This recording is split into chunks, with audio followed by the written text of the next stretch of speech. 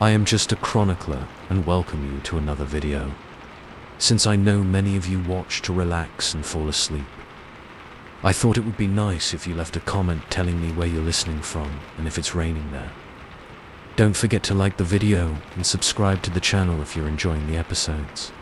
Now, it's time to get comfortable, relax, and begin. The fluorescent lights flickered, casting an eerie glow across the empty parking lot. I'd seen a lot of strange things during my night shifts at Pete's Gas and Go, but nothing could have prepared me for what happened on that cold October night. It was just past 2 a.m. when I first noticed the car. A sleek, black sedan pulled up to pump number 3, its engine purring softly in the stillness of the night. I watched through the grimy window as the driver cut the engine, but no one stepped out. Probably just gathering their things, I thought, turning back to my phone. The hours between midnight and dawn were always the loneliest, and I'd long since given up on finding ways to pass the time productively. Instead, I scrolled mindlessly through social media, my eyes glazing over as I took in an endless stream of memes and status updates. A loud bang startled me from my daze. My head snapped up, heart racing as I scanned the lot for the source of the noise. Everything was still. The black sedan sat silently at pump 3, its windows tinted too dark for me to make out any movement inside. I glanced at the clock. 3:17 a.m. How had over an hour passed? Unease crept over me as I realized the car hadn't moved. Surely no one would spend that long at a pump without even getting out to stretch their legs. I set my phone down and moved closer to the window, squinting to get a better look. The parking lot lights cast long shadows across the pavement, making it hard to see clearly. But as I pressed my face against the cold glass, I could just make out the silhouette of someone in the driver's seat. They weren't moving. Shit. My stomach clenched as worst-case scenarios flashed through my mind. Heart attack, overdose. I'd heard stories from other gas station attendants about finding people passed out or worse in their cars. I hesitated, debating whether to call the police or check it out myself. The thought of approaching the car alone sent a chill down my spine, but I couldn't just ignore it. What if someone needed help? Taking a deep breath, I grabbed the flashlight we kept under the counter for emergencies and headed for the door. The bell chimed cheerfully as I stepped out into the night, the sound jarringly out of place in the oppressive silence. The air was crisp, carrying the first hints of winter. Gravel crunched under my feet as I made my way across the lot, my breaths coming out in small puffs of vapor. As I drew closer to the sedan, I could see condensation on the windows. The car was still warm. "Hello," I called out, my voice sounding thin and reedy in the empty lot. "Is everything all right in there?" No response. I was close enough now to see that the driver's seat was empty. Frowning, I circled the car, shining my flashlight through each window in turn. The interior was immaculate, without so much as a stray receipt or coffee cup in sight. And it was completely empty. A chill ran down my spine that had nothing to do with the cold. Where had the driver gone? I'd been watching the lot all night, and I was certain no one had left the car. Maybe they walked to the restroom around back, I thought, though I knew it wasn't likely. Our bathrooms had been out of order for weeks, with a sign clearly posted on the door. Still, I had to check. I turned, intending to circle the building, when a flicker of movement caught my eye. I froze. There, at the edge of the lot where the pavement gave way to scrubby grass and trees, stood a figure. It was too dark to make out any details, but something about the way it stood, unnaturally still, sent ice water coursing through my veins. "Hey, Hella," I called out, hating the way my voice shook. "Can I help you with something?" The figure didn't respond. Didn't move, just stood there, watching. I took an involuntary step back, my heart pounding so hard I could feel it in my throat. That's when I heard it. Footsteps, coming from behind me. I whirled around, my flashlight beam cutting through the darkness.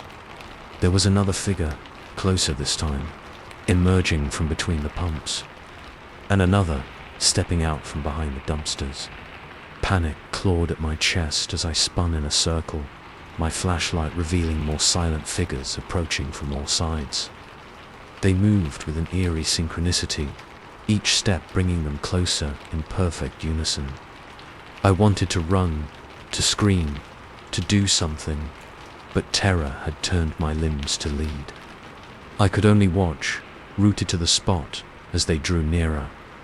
In the harsh glare of my flashlight, I could finally make out their features, or rather, their lack of features. Where faces should have been, there was only smooth, featureless skin. No eyes, no nose, no mouth. Just blank expanses of flesh, pale and waxy in the artificial light. A whimper escaped me as the closest figure reached out a hand. Its fingers were too long, joints bending at impossible angles as it stretched towards me. I stumbled backwards, my heel catching on the curb. I went down hard, the impact knocking the wind out of me and sending my flashlight skittering across the pavement. The beam spun wildly as the flashlight rolled, illuminating snapshots of the nightmarish scene. Pale, elongated limbs, grotesquely thin bodies, and everywhere those horrible blank faces. I scrambled backwards on all fours, my palms scraping against the rough asphalt. My back hit something solid, the sedan. I was trapped. The figures had formed a tight circle around me now, their faceless heads tilted at identical angles as they regarded me with sightless gazes. I could hear a low hum emanating from them, growing louder with each passing second. It reverberated in my chest, setting my teeth on edge. "Please," I gasped, though I knew it was futile. These things, whatever they were, weren't human, weren't capable of mercy or understanding. As if in response to my plea, the humming intensified. It filled my head, drowning out everything else until I could barely think. I pressed my hands against my ears, but it did nothing to muffle the sound. If anything, it seemed to be coming from inside my own skull now. Through tear-blurred eyes, I watched as the figures began to sway in time with the pulsing hum. Their movements were fluid, almost hypnotic. Despite my terror, I found my own body starting to sway along with them. No, I bit down hard on my lip, using the sharp burst of pain to clear my head. I wouldn't give in. Wouldn't let them take me without a fight. With a surge of desperate energy, I lurched to my feet. The figures were pressed in close now, leaving no gap for escape. But the car, I was still pressed up against it. If I could just get inside. I fumbled for the door handle, my sweaty palm slipping on the cool metal. "Please be unlocked.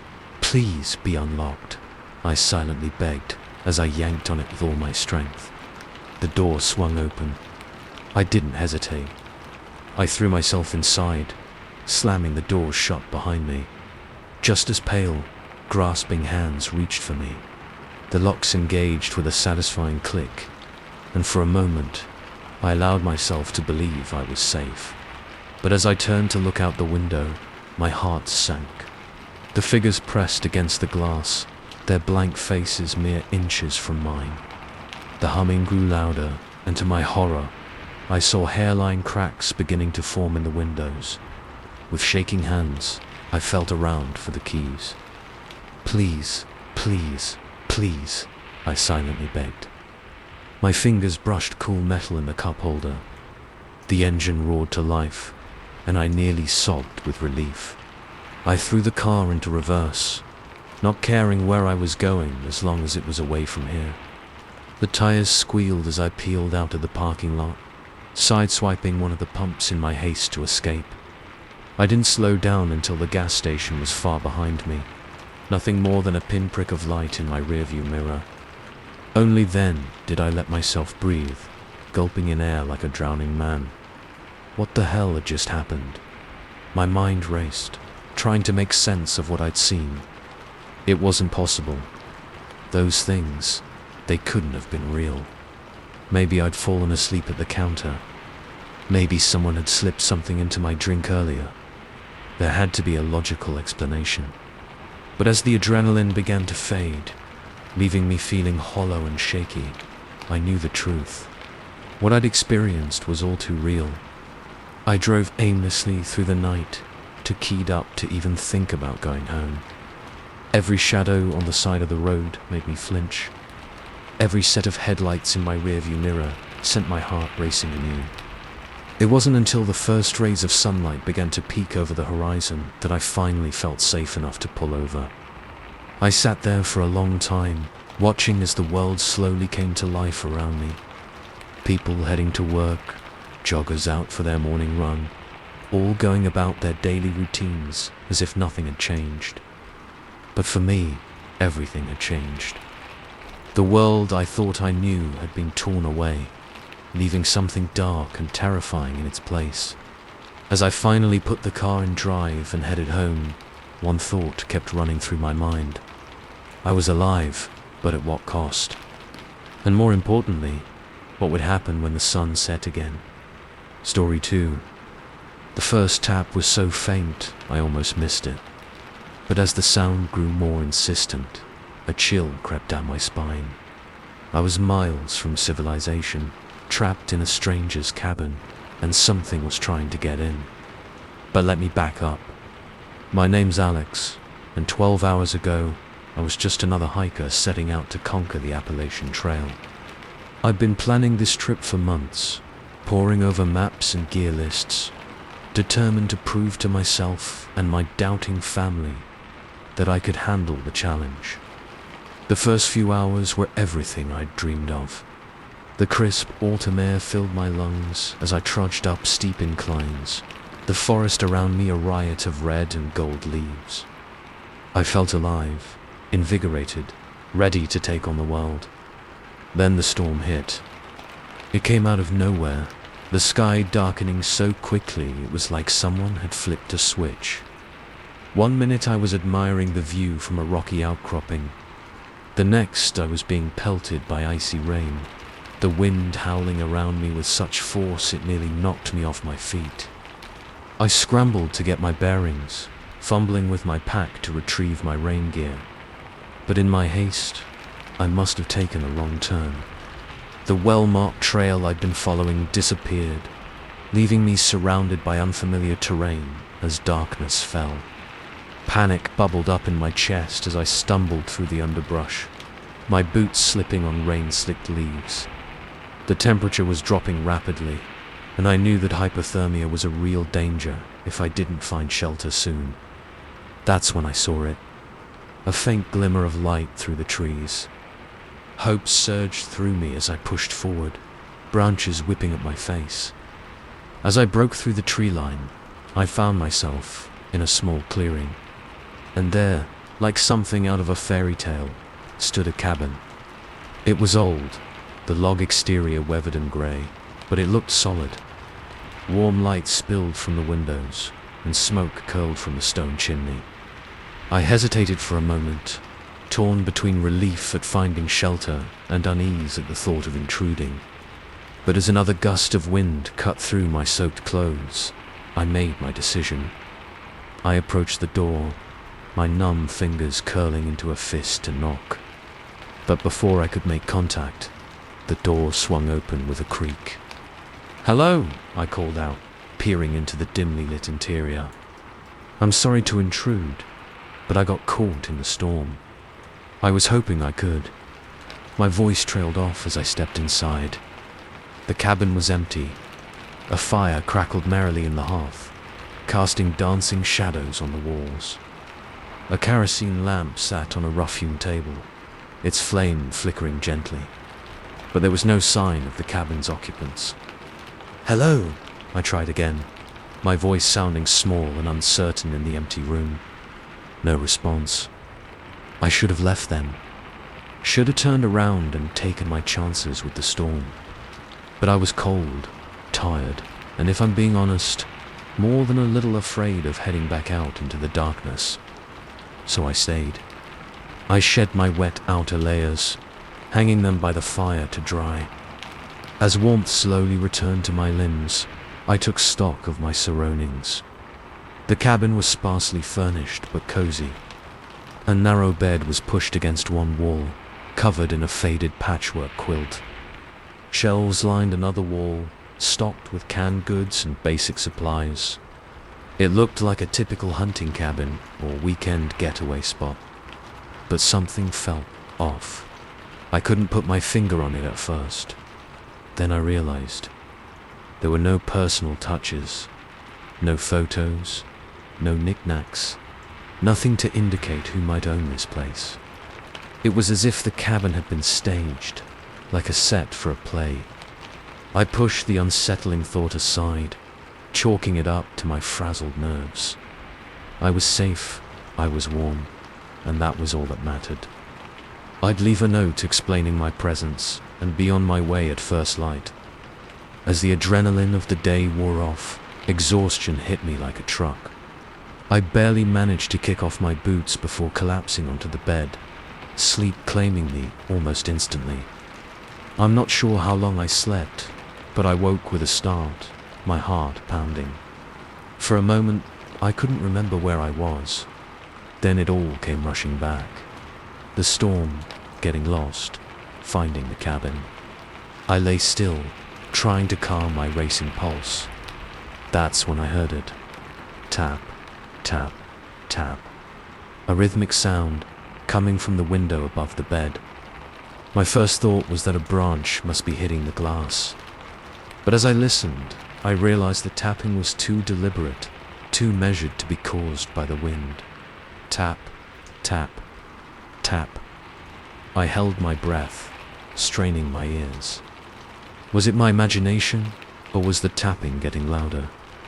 Gathering my courage, I slowly sat up, turning to face the window.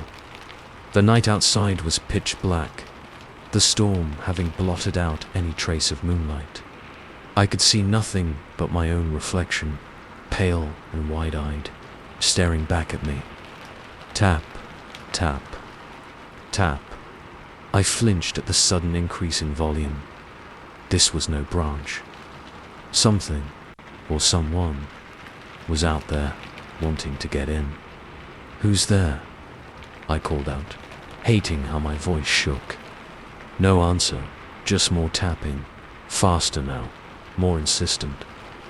I scrambled off the bed, backing away from the window. My eyes darted around the room, looking for a weapon, anything I could use to defend myself. They landed on a fireplace poker leaning against the hearth. I lunged for it, the iron cool and reassuring in my grip. The tapping had spread now. It was coming from all the windows, a cacophony of rhythmic sounds that seemed to surround me. My breath came in short, panicked gasps as I spun in a circle, not sure which direction to face. Then, as suddenly as it had started, the tapping stopped. The silence that followed was deafening. I stood frozen in the center of the room, straining to hear anything over the pounding of my own heart. A floorboard creaked behind me. I whirled around, the poker raised like a baseball bat, but there was nothing there, just shadows and silence. Another creak, this time from the direction of the front door. I pivoted again, my palms sweaty on the poker's handle. "I know you're there," I said, trying to sound braver than I felt. "Show yourself." In response, the kerosene lamp on the table suddenly went out, plunging the cabin into darkness. The only light now came from the dying embers in the fireplace, casting a faint reddish glow that did more to create shadows than to illuminate. I backed up until I felt the rough wood of the wall against my back. My eyes darted frantically around the room, trying to pierce the gloom. Shapes seemed to move in the corners of my vision, but when I turned to look directly at them, there was nothing there. A whisper of movement to my left. I swung the poker wildly, connecting with nothing but air. My breathing was ragged now, panic clawing at my throat. Then I saw it. A figure, darker than the surrounding shadows, standing in the center of the room. It was humanoid in shape, but wrong somehow. Too tall, too thin, its proportions subtly off in a way that made my skin crawl. I opened my mouth to scream, but no sound came out. The figure took a step towards me, its movement jerky and unnatural. I pressed myself harder against the wall, willing it to swallow me up, to wake me from this nightmare. The creature, because I was certain now that this was no human, cocked its head to the side at an impossible angle. And then, to my horror, it began to speak. But the voice that emerged wasn't what I expected. It was my own voice, played back like a recording. "Hello, I'm sorry to intrude, but I got caught in the storm. I was hoping I could." I clapped my hands over my ears, the poker clattering to the floor. This couldn't be happening. It wasn't real. It wasn't real. But as I squeezed my eyes shut, I felt something cold brush against my cheek. My eyes flew open to find the creature's face inches from my own. Where its eyes should have been, there were only dark, empty sockets. Its mouth opened, far wider than any human mouth should be able to, and I heard my own terrified whimper echoed back at me. What happened next is a blur. I remember running, crashing through the cabin door and into the storm outside. Branches whipped at my face as I plunged blindly through the forest, uncaring of the direction as long as it was away from that place. I ran until my lungs burned and my legs gave out, collapsing in a heap on the forest floor.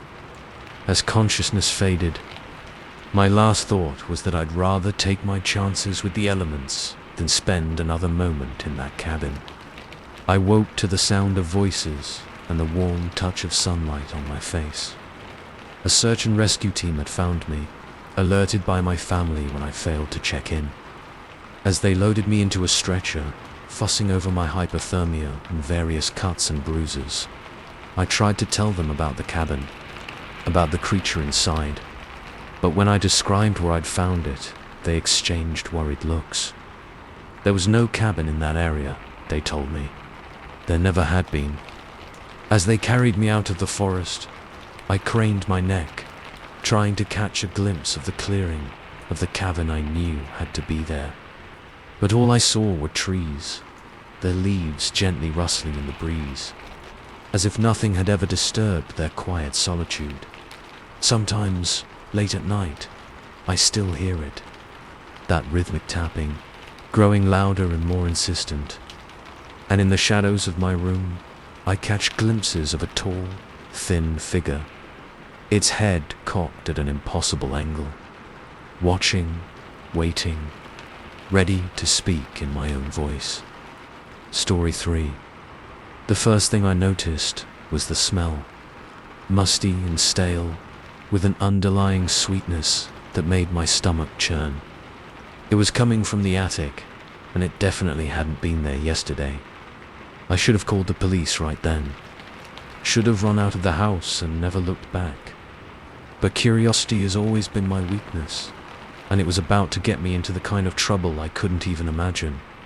My name's Sarah, and I was house-sitting for the Andersons, a lovely couple who lived next door to my parents. They'd gone on a 2-week cruise to celebrate their 30th anniversary, leaving me in charge of their immaculate Victorian home. It was a dream gig for a broke college student.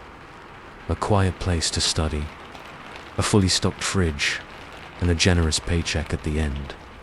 For the first week, everything was perfect.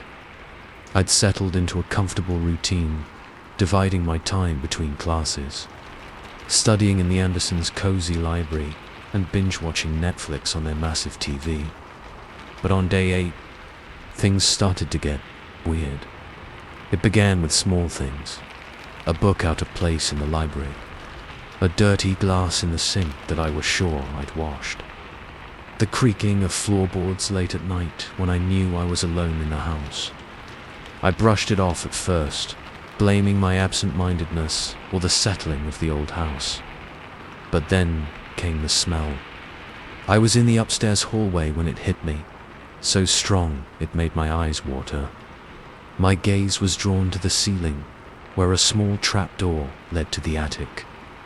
The Andersons had told me not to worry about that space. It was just storage, they said, nothing I'd need to access. But as I stood there, the sickly sweet odor wrapping around me like a physical presence, I knew I had to investigate.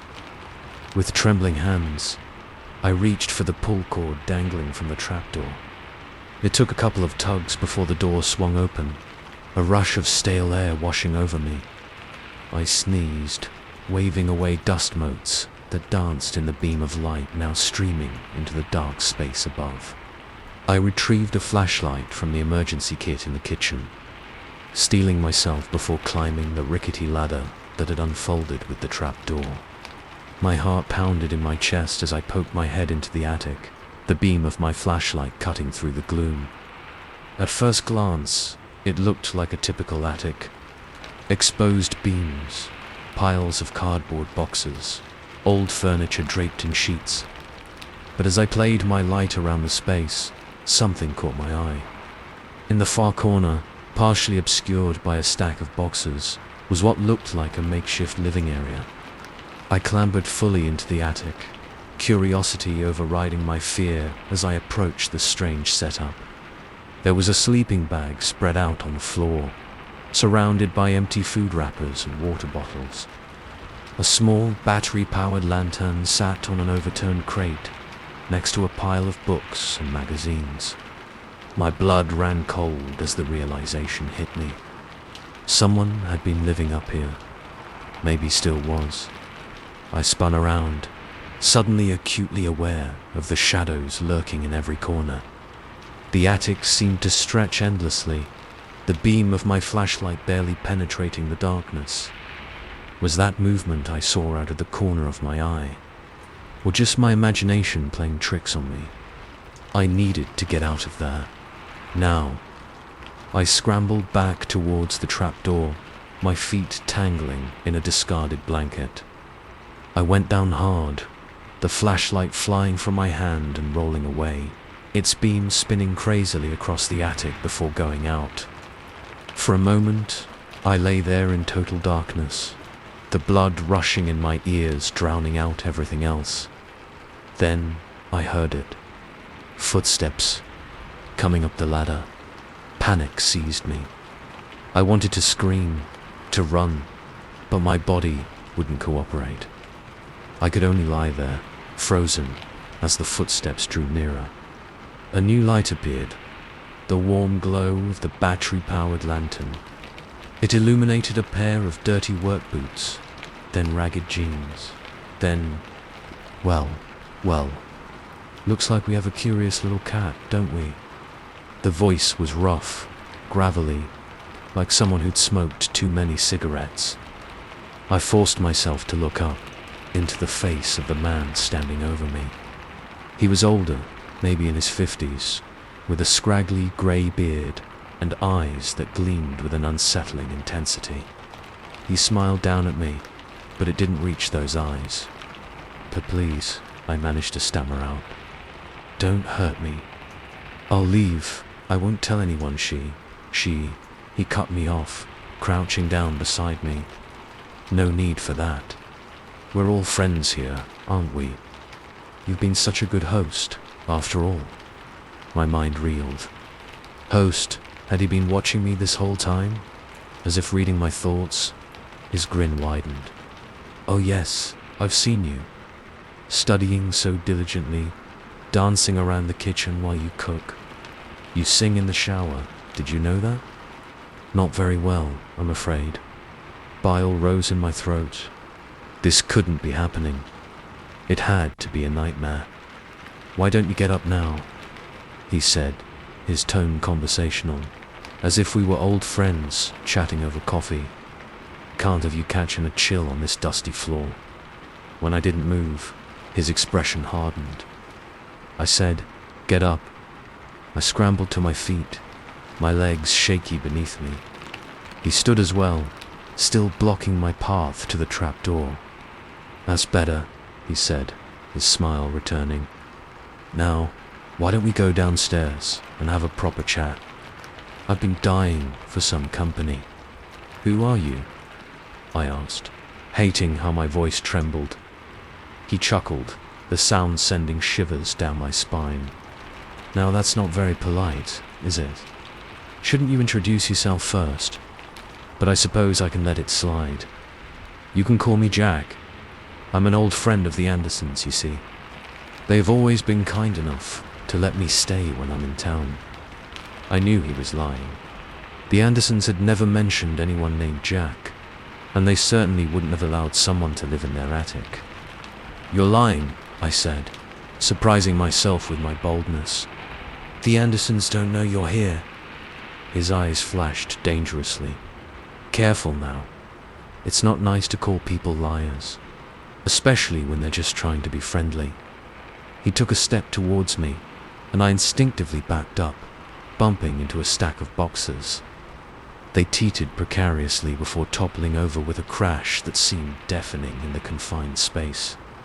Jack's face contorted with rage. "Look what you've done," he snarled, all pretense of friendliness gone. "You're ruining everything." I saw my chance. As he turned to survey the mess, I bolted, pushing past him towards the trapdoor. I heard him roar in anger behind me, felt his fingers brush my shirt as he grabbed for me, but I was faster. I half climbed, half fell down the ladder, hitting the hallway floor with a thud that knocked the wind out of me. But fear gave me strength, and I was on my feet in an instant, running for the stairs. I could hear Jack behind me, his heavy footsteps thundering down the ladder. "Come back here," he bellowed. "We're not finished." I flew down the stairs. My only thoughts had get out of the house. But as I reached for the front door, a horrible realization stopped me in my tracks. My keys, my phone, they were upstairs in the guest room. I spun around, looking for another exit. But Jack was already at the top of the stairs, his face twisted into a mask of fury. "Nowhere to run now, little cat," he growled, descending the stairs with deliberate slowness. My eyes darted around frantically, looking for a weapon, an escape route, anything. They landed on the heavy brass floor lamp next to the sofa. Without thinking, I grabbed it, yanking its cord from the wall. Jack laughed as he reached the bottom of the stairs. "What are you going to do with that? You don't have it in you." He lunged for me, and instinct took over. I swung the lamp with all my strength, connecting solidly with the side of his head. There was a sickening crack, and Jack went down hard. For a moment, I stood there, panting, the lamp still clutched in my shaking hands. Jack lay motionless on the floor, a trickle of blood running from his temple. Oh God, what had I done? The sound of a car door slamming outside snapped me back to reality. I dropped the lamp and ran to the window. A police cruiser was pulling up to the curb. I yanked open the front door and flew down the porch steps, nearly colliding with the officer who was approaching the house. "Help!" I gasped. "There's a man in the house." He was living in the attic. The officer's eyes widened, and he immediately called for backup, instructing me to wait by the cruiser while he investigated. What followed was a blur of activity. More police arrived than paramedics. Jack was alive, it turned out, but unconscious. They loaded him into an ambulance, while I sat wrapped in a shock blanket, giving my statement to a kind-faced detective. It came out in a rush. How I'd been, house-sighting the strange occurrences, discovering the attic, everything. When I finished, the detective patted my hand gently. "You did the right thing," she said, This man, Jack as he called himself, is wanted in 3 states for similar break-ins. He targets houses where the owners are away for extended periods. You're lucky you found him when you did. Lucky, right? I didn't feel very lucky as I watched them load Jack into the ambulance. I felt violated, terrified, and overwhelmingly guilty. What if I'd killed him? As if reading my thoughts, the detective squeezed my shoulder. He's going to be fine. And he's going away for a long time. You're safe now. But as I looked back at the house, at the attic window where I could have sworn I saw a shadow move, I wasn't so sure. Would I ever feel safe again? The Andersons came home early from their cruise. They were horrified by what had happened, full of apologies and concern. They insisted I stay with them until I felt comfortable going back to my apartment. But as I lay awake that night in their guest room, every creak and groan of the old house setting my nerves on edge, I knew it would be a long time before I felt truly safe anywhere. And sometimes, in my darkest moments, I could still hear Jack's gravelly voice whispering in my ear, "We're not finished, little cat. Not by a long shot." Story 4. The kid appeared out of nowhere, a small figure illuminated by my headlights in the empty parking lot. I blinked, certain my tired eyes were playing tricks on me. But when I looked again, he was still there, staring at me with eyes that seemed to glow in the dark. That's when things started to go very, very wrong. My name's Mike, and I've been driving trucks cross-country for nearly 2 decades. I've seen my fair share of weird stuff on the road. Ghost hitchhikers, unexplained lights in the sky, you name it. But nothing, and I mean nothing, could have prepared me for what happened that night at the Midnight Oasis rest stop. It had been a long haul, 14 hours straight from Albuquerque to somewhere in the middle of Nevada. My eyes were gritty with fatigue, my back aching from too many hours in the driver's seat. When I saw the sign for the rest stop, it was like an oasis in the desert. Pun very much intended. The place was deserted when I pulled in, which wasn't unusual for 3 a.m. on a Tuesday. I eased my rig into a spot, the brakes hissing as I set them. The silence that followed was almost deafening after hours of engine noise and wind. I climbed down from the cab, my boots crunching on gravel as I stretched, feeling my spine pop in several places. The air was crisp, carrying the scent of sage and dust that's unique to the desert at night. Above me, the sky was a blanket of stars, more than you'd ever see in the city. I headed for the restrooms, fishing a toothbrush and a clean shirt out of my overnight bag. A quick freshen up, maybe grab a coffee from the vending machines, and I'd be back on the road. That was the plan, anyway. I was just coming out of the restroom, feeling marginally more human when I saw him. A kid, couldn't have been more than 8 or 9, standing in the middle of the parking lot. He was small for his age, skinny, with a mop of dark hair that fell into his eyes, and he was staring right at me. My first thought was concern. What was a kid doing out here, alone in the middle of the night? I looked around, expecting to see a parked car, a worried parent searching for their wandering child. But there was nothing. Just my truck and miles of empty desert in every direction. "Hey there," I called out, trying to keep my voice gentle. "You okay, buddy?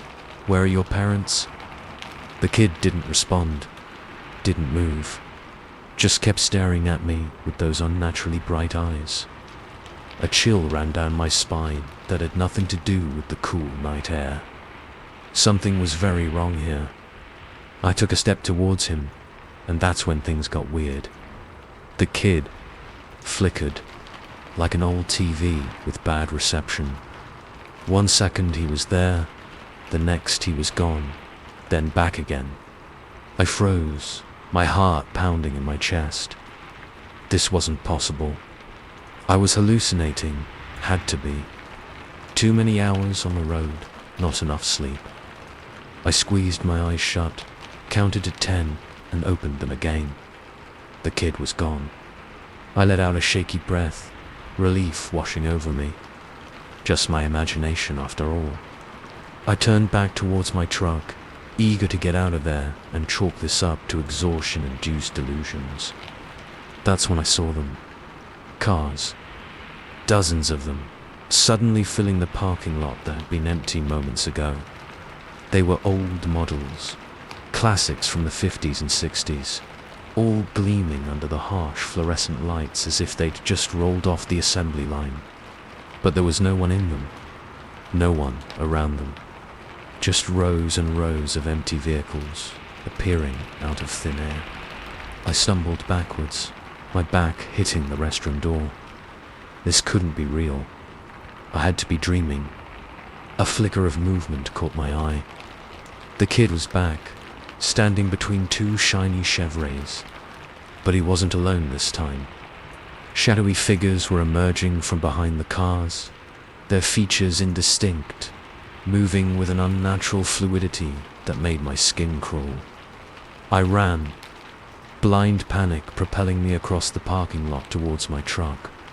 I could hear them behind me, a chorus of whispers and footsteps that seemed to come from everywhere at once.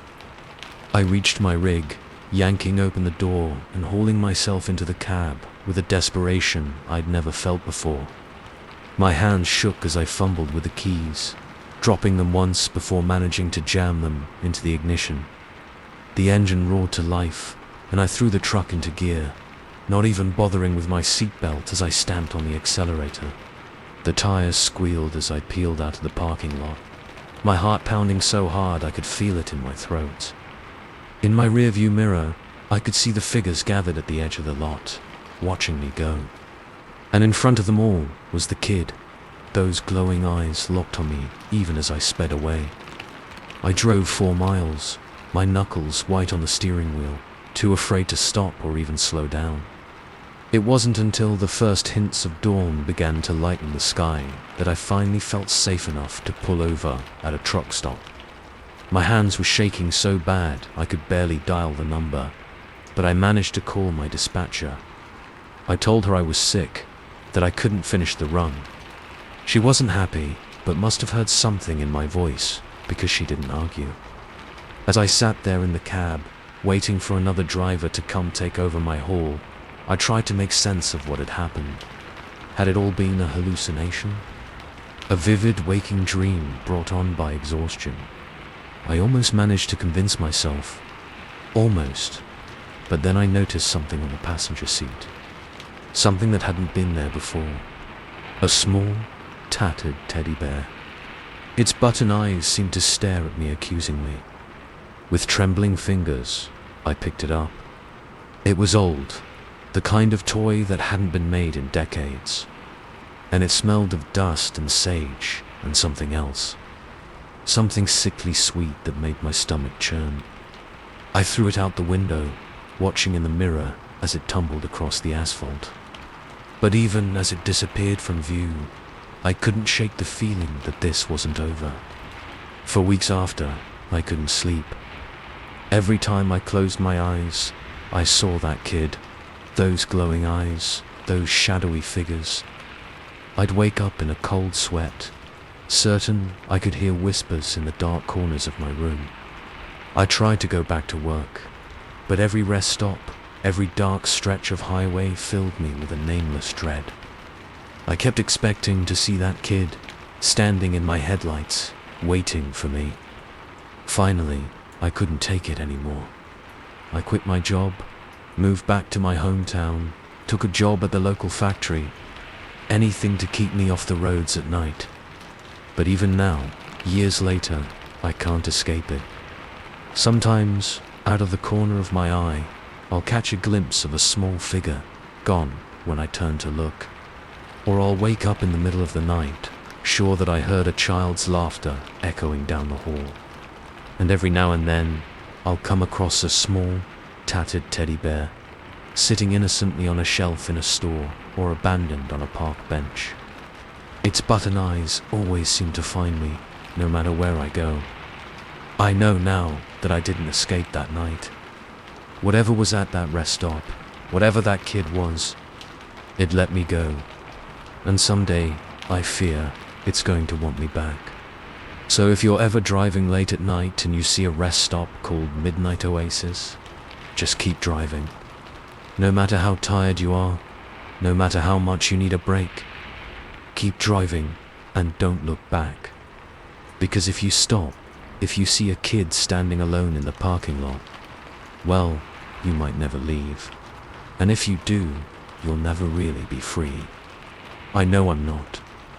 Every night, as I drift off to sleep, I hear a small voice whisper, "See you soon, mister.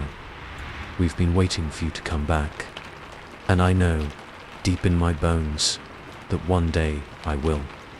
One day, I'll find myself pulling into that parking lot again, and this time, I won't be driving away.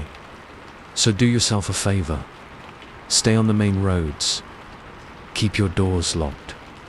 And whatever you do, don't stop at the Midnight Oasis. Because once it has its eyes on you, it never really lets you go. Story 5. The first time I saw it, I convinced myself it was just a trick of the light. A shadow cast by the towering bookshelves, nothing more. But as the nights wore on and the library emptied, I realized with growing horror that whatever was watching me from the shadows was very, very real. My name is Liz, and I used to love working the night shift at Miskatonic University's library.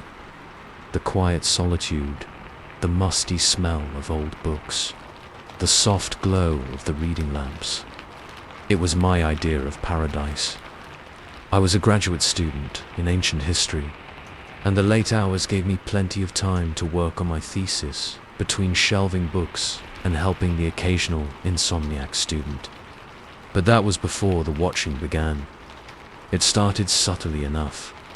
A flicker of movement seen from the corner of my eye, gone when I turned to look. The feeling of eyes on me as I moved through the stacks, though I was alone in the cavernous space. I brushed it off at first, blaming my overactive imagination and too much caffeine. Then came the night I saw it clearly for the first time. I was reshelving books in the ancient philosophy section, a quiet corner of the library's top floor. The only sound was the soft squeak of my book carts, wheels, and the whisper of pages as I sorted through the returns. I reached up to place a heavy tome on a high shelf, and that's when I saw it reflected in the window behind me. A face. Not quite human, with eyes that glowed faintly in the dim light. It was watching me from between the shelves, half hidden by shadows. I whirled around, my heart pounding, but there was nothing there. Just rows of books stretching into the darkness beyond the reach of the reading lamps. "Hello," I called out, my voice shaky. "There's someone there." Silence was my only answer. I told myself I was seeing things, that the late hour and the strain of my studies were getting to me. But deep down, I knew better. From that night on, the encounters became more frequent. I'd catch glimpses of it as I walked through the library, always just out of direct sight. Sometimes, it was that not-qui-human face peering at me from around a corner. Other times, it was an elongated shadow, moving in ways that defied natural laws. I started dreading my shifts, but I couldn't bring myself to quit.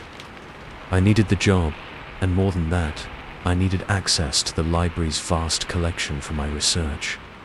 So I endured, growing more paranoid with each passing night. I tried to talk to my co-workers about it, but they just laughed it off. "Every library has a ghost story," they said. "It's probably just the spirit of some poor student who died before finishing their dissertation." But I knew this was no ghost. Ghosts didn't leave behind the faint, acrid smell of ozone that I'd sometimes catch when the entity was near.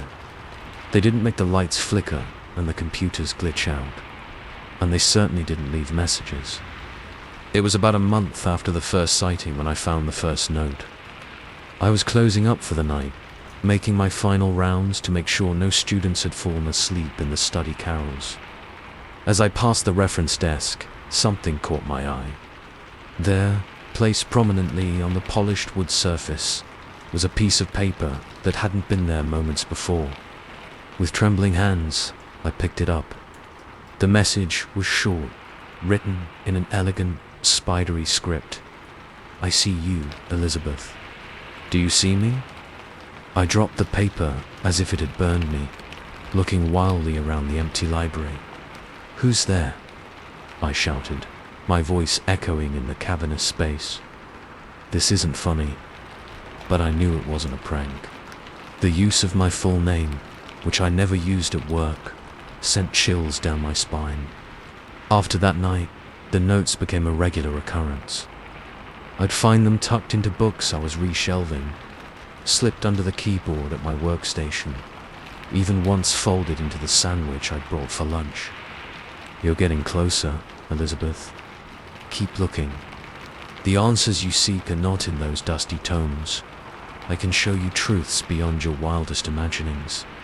Each message was more cryptic than the last, hinting at knowledge and secrets that both terrified and enticed me.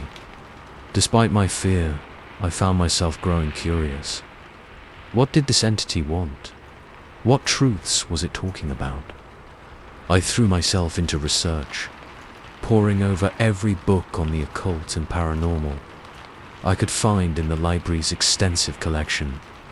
I began to neglect my thesis, spending my shifts hunting for any information that might explain what was happening to me. As my obsession grew, so did the entity's boldness. It began to appear more frequently, no longer confining itself to the shadows. I'd see it standing at the end of aisles as I walked by, its form shifting and undulating in ways that made my eyes hurt to look at directly.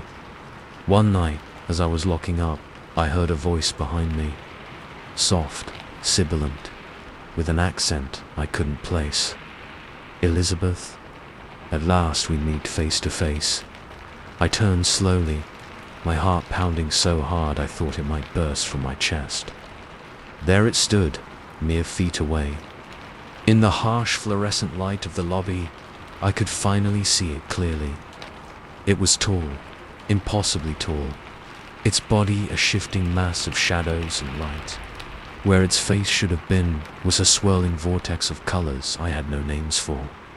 Looking at it directly made me dizzy, my mind struggling to comprehend what my eyes were seeing. "What are you?" I whispered, surprised I could find my voice at all. The being's mouth didn't move, but its voice resonated in my head. "I am knowledge given form. I am the culmination of all the wisdom contained in these halls, and infinitely more." It took a step towards me, and I found myself rooted to the spot, unable to run even if I'd wanted to. "I've been watching you, Elizabeth. Your thirst for knowledge, your dedication to uncovering the secrets of the past. It's admirable." A tendril of shadow reached out, gently caressing my cheek. Its touch was electric, sending jolts of energy through my body. "I can give you what you seek," it continued. "Knowledge beyond anything your human scholars have dreamed of. The true history of your world, of all worlds. But it comes at a price." I found my voice again, curiosity overriding my fear. "What price?" The being's form shimmered, and for a moment I thought I saw a smile in that swirling vortex of its face. "Your humanity. Join me in the spaces between realities, and I will show you wonders beyond imagination." Time seemed to stand still as I considered its offer. All my life, I'd sought knowledge, chased after the secrets of the past. Here was a chance to learn things no human had ever known. But at what cost? In that moment of hesitation, a small voice in the back of my mind screamed at me to run, to get as far away from this thing as possible. It was that voice that saved me. "No," I said, surprised at the steadiness in my tone. "No, I don't want your knowledge." The being's form darkened, the swirling colors in its face turning stormy. You disappoint me, Elizabeth. After all this time, I thought you understood the value of what I offer. It began to grow, expanding until it filled the lobby, shadows writhing and reaching for me. The temperature dropped, my breath coming out in visible puffs. You cannot escape the pursuit of knowledge. Its voice boomed, shaking the windows. It will consume you, as it has consumed countless others before you. I turned and ran, fumbling with my keys to unlock the door. Behind me, I could hear books flying off shelves, computers sparking and exploding. The being's laughter echoed through the library, a sound that would haunt my nightmares for years to come. I burst out into the cool night air, running until my lungs burned and my legs felt like jelly. When I finally stopped, gasping for breath in the middle of the campus quad, I looked back. The library stood silent and dark, showing no signs of the chaos I'd just escaped. I never went back. I dropped out of my program, left all my belongings in my apartment, and fled town that very night. I couldn't bear the thought of ever setting foot in that library again, of being tempted by the knowledge that Enterday offered. Sometimes, late at night, I still hear its voice in my dreams, whispering promises of secrets and truths, trying to lure me back. And sometimes, when I'm in a bookstore or a public library, I catch a glimpse of something watching me from between the shelves. I've learned to live with it, this constant feeling of being watched. But I'll never forget that night, or the choice I made, because I know that somewhere out there, in the dusty stacks of Miskatonic University's library, something is waiting. Waiting and watching for someone whose thirst for knowledge outweighs their sense of self-preservation. So if you're ever studying late in a library, and you feel eyes on you from the shadows, remember my story. Some knowledge isn't worth the price. Some questions are better left unanswered. And some watchers should remain in the dark, unseen and undisturbed. Story 6. The first camera I found was hidden in the smoke detector above our bed. The second was tucked behind the bathroom mirror. By the time I discovered the third, nestled in the base of a potted plant in the living room, I realized with sickening clarity that our dream home had become a nightmare. My name is Olivia, and 6 months ago, my husband, Mark, and I thought we'd hit the jackpot. After years of saving and countless failed bids, we finally closed on a beautiful Victorian in a quiet suburb. It was everything we'd ever wanted. Hardwood floors, a wraparound porch, even a little turret that I immediately claimed as my home office. The previous owners had done a complete renovation, updating all the systems while maintaining the home's classic charm. It was perfect, until it wasn't. Looking back, I should have noticed something was off from the beginning. The way the real estate agent's smile never quite reached her eyes when she showed us around.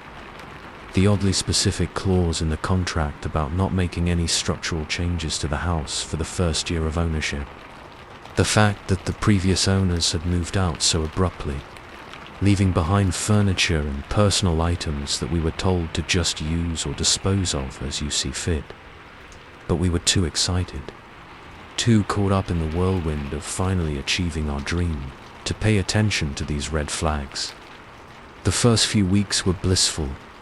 We threw ourselves into making the house our own, painting walls, arranging furniture, and planning future renovations. I loved every inch of the place, from the creaky third step on the main staircase to the way the afternoon sun slanted through the stained glass window in the dining room. Then the feeling of being watched started. It was subtle at first, a prickling on the back of my neck when I was alone in the house. The sense that someone was just around the corner, disappearing when I turned to look. I chalked it up to nerves, the adjustment of living in a new place after our tiny apartment. But as the days wore on, the feeling intensified.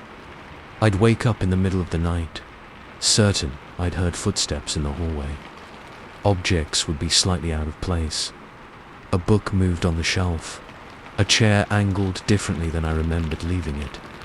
Mark noticed my unease, but assured me it was just the house settling, my imagination working overtime. Then came the night I couldn't sleep. Mark was away on a business trip, and the house felt too big, too empty without him. After tossing and turning for hours, I decided to get up and make some tea. As I passed through the upstairs hallway, a glint of light caught my eye. There, in the smoke detector above our bedroom door, was a tiny red LED. It blinked once, twice, and then went dark. My blood ran cold. That shouldn't be there. We'd had the security system checked when we moved in, and I knew for a fact that the smoke detectors were all battery operated. With shaking hands, I grabbed a chair from the guest room and climbed up to take a closer look. It took some doing, but I managed to pry the cover off the detector. What I found inside made my stomach lurch. A camera, tiny, sophisticated, and definitely not part of any standard smoke detector. I spent the rest of the night in a frenzy, tearing apart every smoke detector in the house. Each one contained a similar camera. By the time dawn broke, I was surrounded by a sea of plastic casings and wires, my hands scraped and bleeding from my frantic searching. I called Mark immediately, my voice shaking as I told him what I'd found. He caught the next flight home, and together we continued the search. We found cameras everywhere, in light fixtures, behind air vents, even one hidden in the shower head of our ensuite bathroom. But the worst discovery was yet to come. As we were pulling up floorboards in the attic, searching for any sign of where the camera feeds might be going, Mark found a hidden door. It was small, tucked away behind an old armoire, and would have been easy to miss if we hadn't been looking so closely. The door led to a room that, by all rights, shouldn't exist. It wasn't visible from the outside of the house, and didn't appear on any of the floor plans we'd been given. It was a control room. Banks of monitors lined the walls, each showing a different part of the house. There were computers, hard drives, sophisticated recording equipment, and in the center of it all, a comfortable leather chair, well worn as if someone had spent countless hours sitting there, watching us. The realization of what this meant hit me like a physical blow. Every moment since we'd moved in, every conversation, every intimate moment, every private action had been observed, recorded, stored. We'd been living in a fishbowl, our every move on display for who? The previous owners. Some sick voyeur who'd managed to set this up. Mark called the police immediately. They were as shocked as we were, launching a full investigation. But as the days turned into weeks, answers remained elusive. The equipment was top of the line, untraceable. The previous owners had seemingly vanished into thin air, their trail going cold months before we'd even bought the house. We couldn't stay there, of course. The thought of sleeping another night in that house, knowing what had been happening, made me physically ill. We moved in with Mark's parents while we figured out our next steps. The police advised us to sell the house, to walk away and try to put this nightmare behind us. But something about that didn't sit right with me. The thought of some other unsuspecting family moving in, being subjected to the same violation we had experienced, was unbearable. So we made a decision. We would keep the house, but we would tear it apart. Every wall, every floor, every fixture. We would find every last camera, every microphone, every bit of surveillance equipment. We would rip out the hidden room, exercise every trace of the Watcher's presence. It's been 3 months since we started. The house is a shell of its former self, walls stripped to the studs, floors torn up, ceilings exposed. We've found more cameras than I can count, in places I never would have imagined. Each discovery is like a punch to the gut, a fresh reminder of how thoroughly our privacy was violated. But we're making progress. Slowly but surely, we're reclaiming our home. There are moments, though, usually late at night, when I'm alone in the gutted house, that the feeling of being watched returns. I'll spin around, certain I'll catch a glimpse of someone ducking out of sight. Or I'll hear a faint worry, like a camera lens focusing, only for it to stop the moment I try to locate the source. Mark thinks it's just residual trauma, that I'm jumping at shadows. He's probably right. We've been over every inch of the house. There's no way we've missed anything. But sometimes I wonder. Because last night, as I was locking up to leave, I could have sworn I saw a red light blinking in the darkness of the attic. Just for a moment, there and gone so fast I'm not sure I really saw it. And this morning, the chair in the living room, the only piece of furniture we've left in the house during renovations, was angled differently than I remember leaving it. It's probably nothing. It has to be nothing. It has to be nothing. We've been so thorough, so careful. But as I stand here, looking up at our once beautiful home, I can't shake the feeling that we're still being watched. That somewhere in this maze of exposed wires and torn up floorboards, the watcher remains, waiting, observing, biding their time. And I fear that no matter how many walls we tear down, no matter how much of the house we rebuild, we'll never truly be free of their gaze. Because once you've been watched, really watched, a part of you is always looking over your shoulder, always wondering, who's behind the camera and what do they want? As I turn to leave, I could swear I see a curtain twitch in the attic window. But that's impossible. We removed all the curtains months ago, didn't we? Story 7. The tent was slashed from the inside out, as if something had clawed its way to freedom. But it wasn't freedom that awaited whatever had escaped. It was the vast, unforgiving wilderness of Blackwood National Park. And as the storm clouds gathered overhead, I couldn't shake the feeling that I was about to stumble into something far worse than a simple missing persons case. My name is Sarah Reeves, and I've been a park ranger at Blackwood for over a decade. I thought I'd seen it all. Lost hikers, animal attacks, even the occasional criminal trying to hide out in our 500,000 acres of pristine forest. But nothing could have prepared me for what I discovered on that fateful patrol. It started as a routine sweep of the backcountry campsites. We'd had reports of a bear getting too comfortable around humans, so I was checking to make sure campers were storing their food properly. The weather report promised a nasty storm rolling in by nightfall, and I wanted to be back at my cabin before it hit. I'd just finished checking the Devil's Peak site and was heading towards Whispering Pines when I first noticed something was off. The trail seemed wrong somehow, disturbed.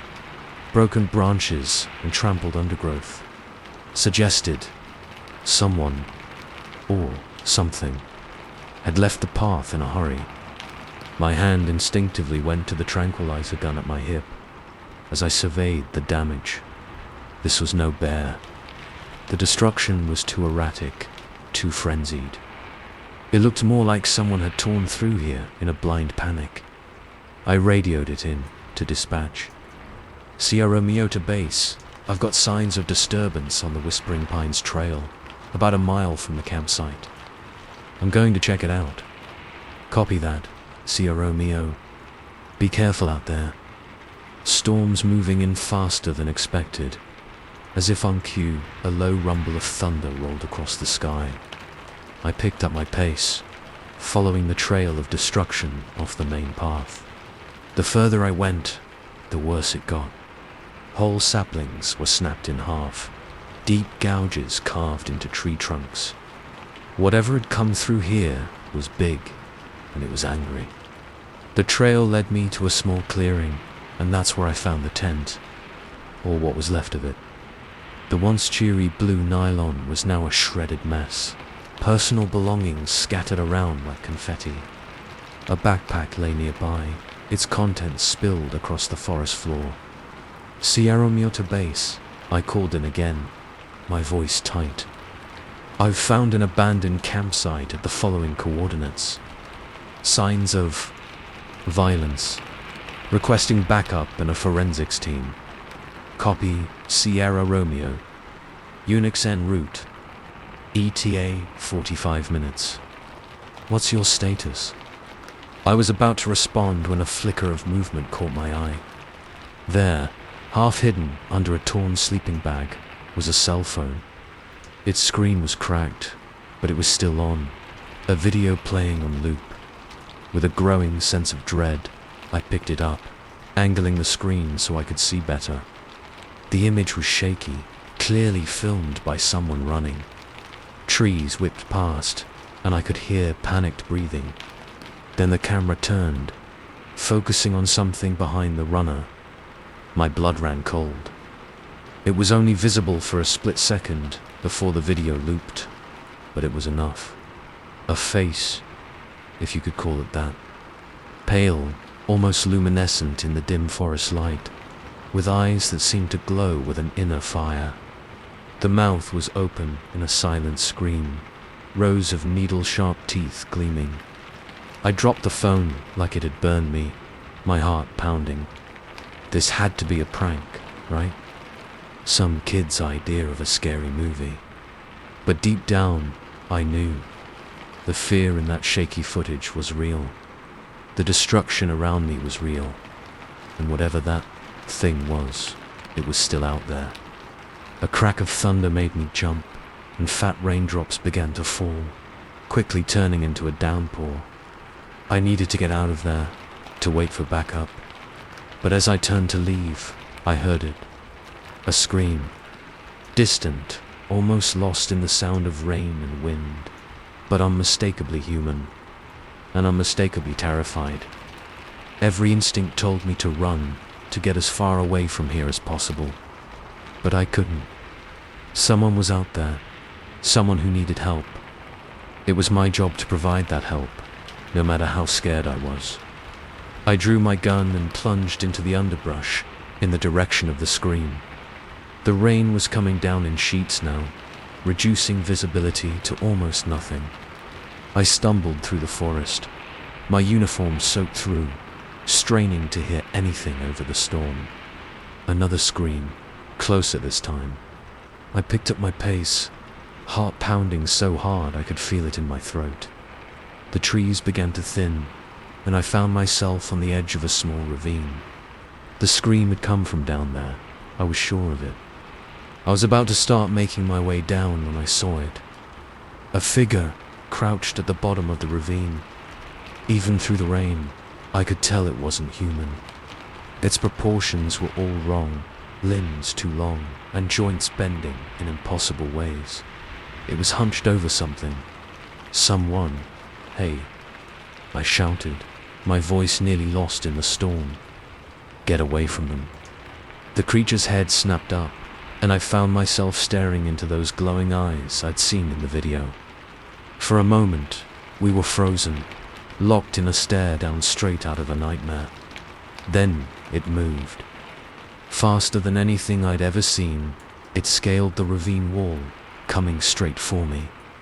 I fired, the tranquilizer dart finding its mark in the thing's shoulder, but it didn't even slow down.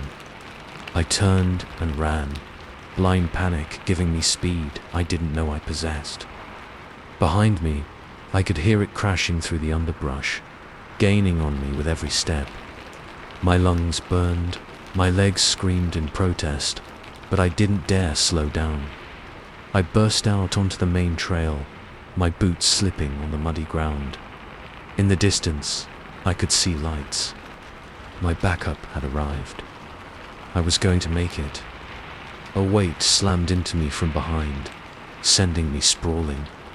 I rolled, coming face to face with the creature. This close, I could smell it. A sickly sweet odor that made my stomach churn. Its mouth opened, that terrible maw of teeth inching closer to my face. I brought my knee up hard, catching it in what I hoped was a vulnerable spot. It let out a screech that sent shivers down my spine, but its grip loosened. I managed to break free, scrambling to my feet and resuming my desperate sprint towards the lights. "Here!" I screamed. "Over here!" Flashlight beams cut through the rain, voices shouting. The creature let out another bone-chilling shriek, and I risked a glance back. It had stopped at the edge of the trees, those glowing eyes fixed on me. Then, in a blink, it was gone, melting back into the forest shadows. I collapsed into the arms of my fellow rangers, gasping for breath, trying to explain what had happened. They looked at me with a mixture of concern and disbelief as I babbled about monsters and slashed tents and glowing eyes. The next few hours passed in a blur. The forensics team combed the destroyed campsite, but the rain had washed away most of the evidence. The ravine was empty. No sign of the figure I'd seen the creature crouched over. The cell phone was gone too, probably washed away in the downpour. "Maybe you just saw a bear," the lead investigator suggested gently. "The storm, the darkness. It's easy for the mind to play tricks, but I knew what I'd seen. The problem was, I couldn't explain it, couldn't rationalize it.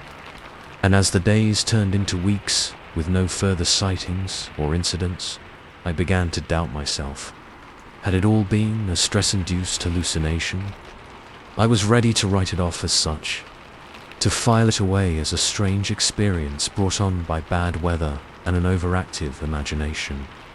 But then the reports started coming in. Hikers catching glimpses of something tall and pale moving through the trees at dusk. Campers waking to find their sights ransacked, claw marks gouged into their vehicles. The eerie silence that sometimes fell over parts of the forest, as if every living thing was holding its breath, waiting for something to pass. And the missing persons cases, always in the same area where I'd had my encounter, always with the same evidence left behind. A campsite destroyed from the inside out. I've started keeping a record, mapping the sightings, the incidents, looking for patterns. The other rangers think I'm obsessed, that I need to let it go. But I can't, because I know it's still out there, waiting, watching, hunting, and someday I'm going to find it, or it's going to find me. Either way, I'll be ready, because now I know the truth. There are things in this forest that defy explanation, things that shouldn't exist, but do. And as another storm rolls in and I gear up for my nightly patrol, I can't help but wonder what else is out there, hiding in the shadows of Blackwood National Park. I just hope I'm prepared for the answer. Story 8.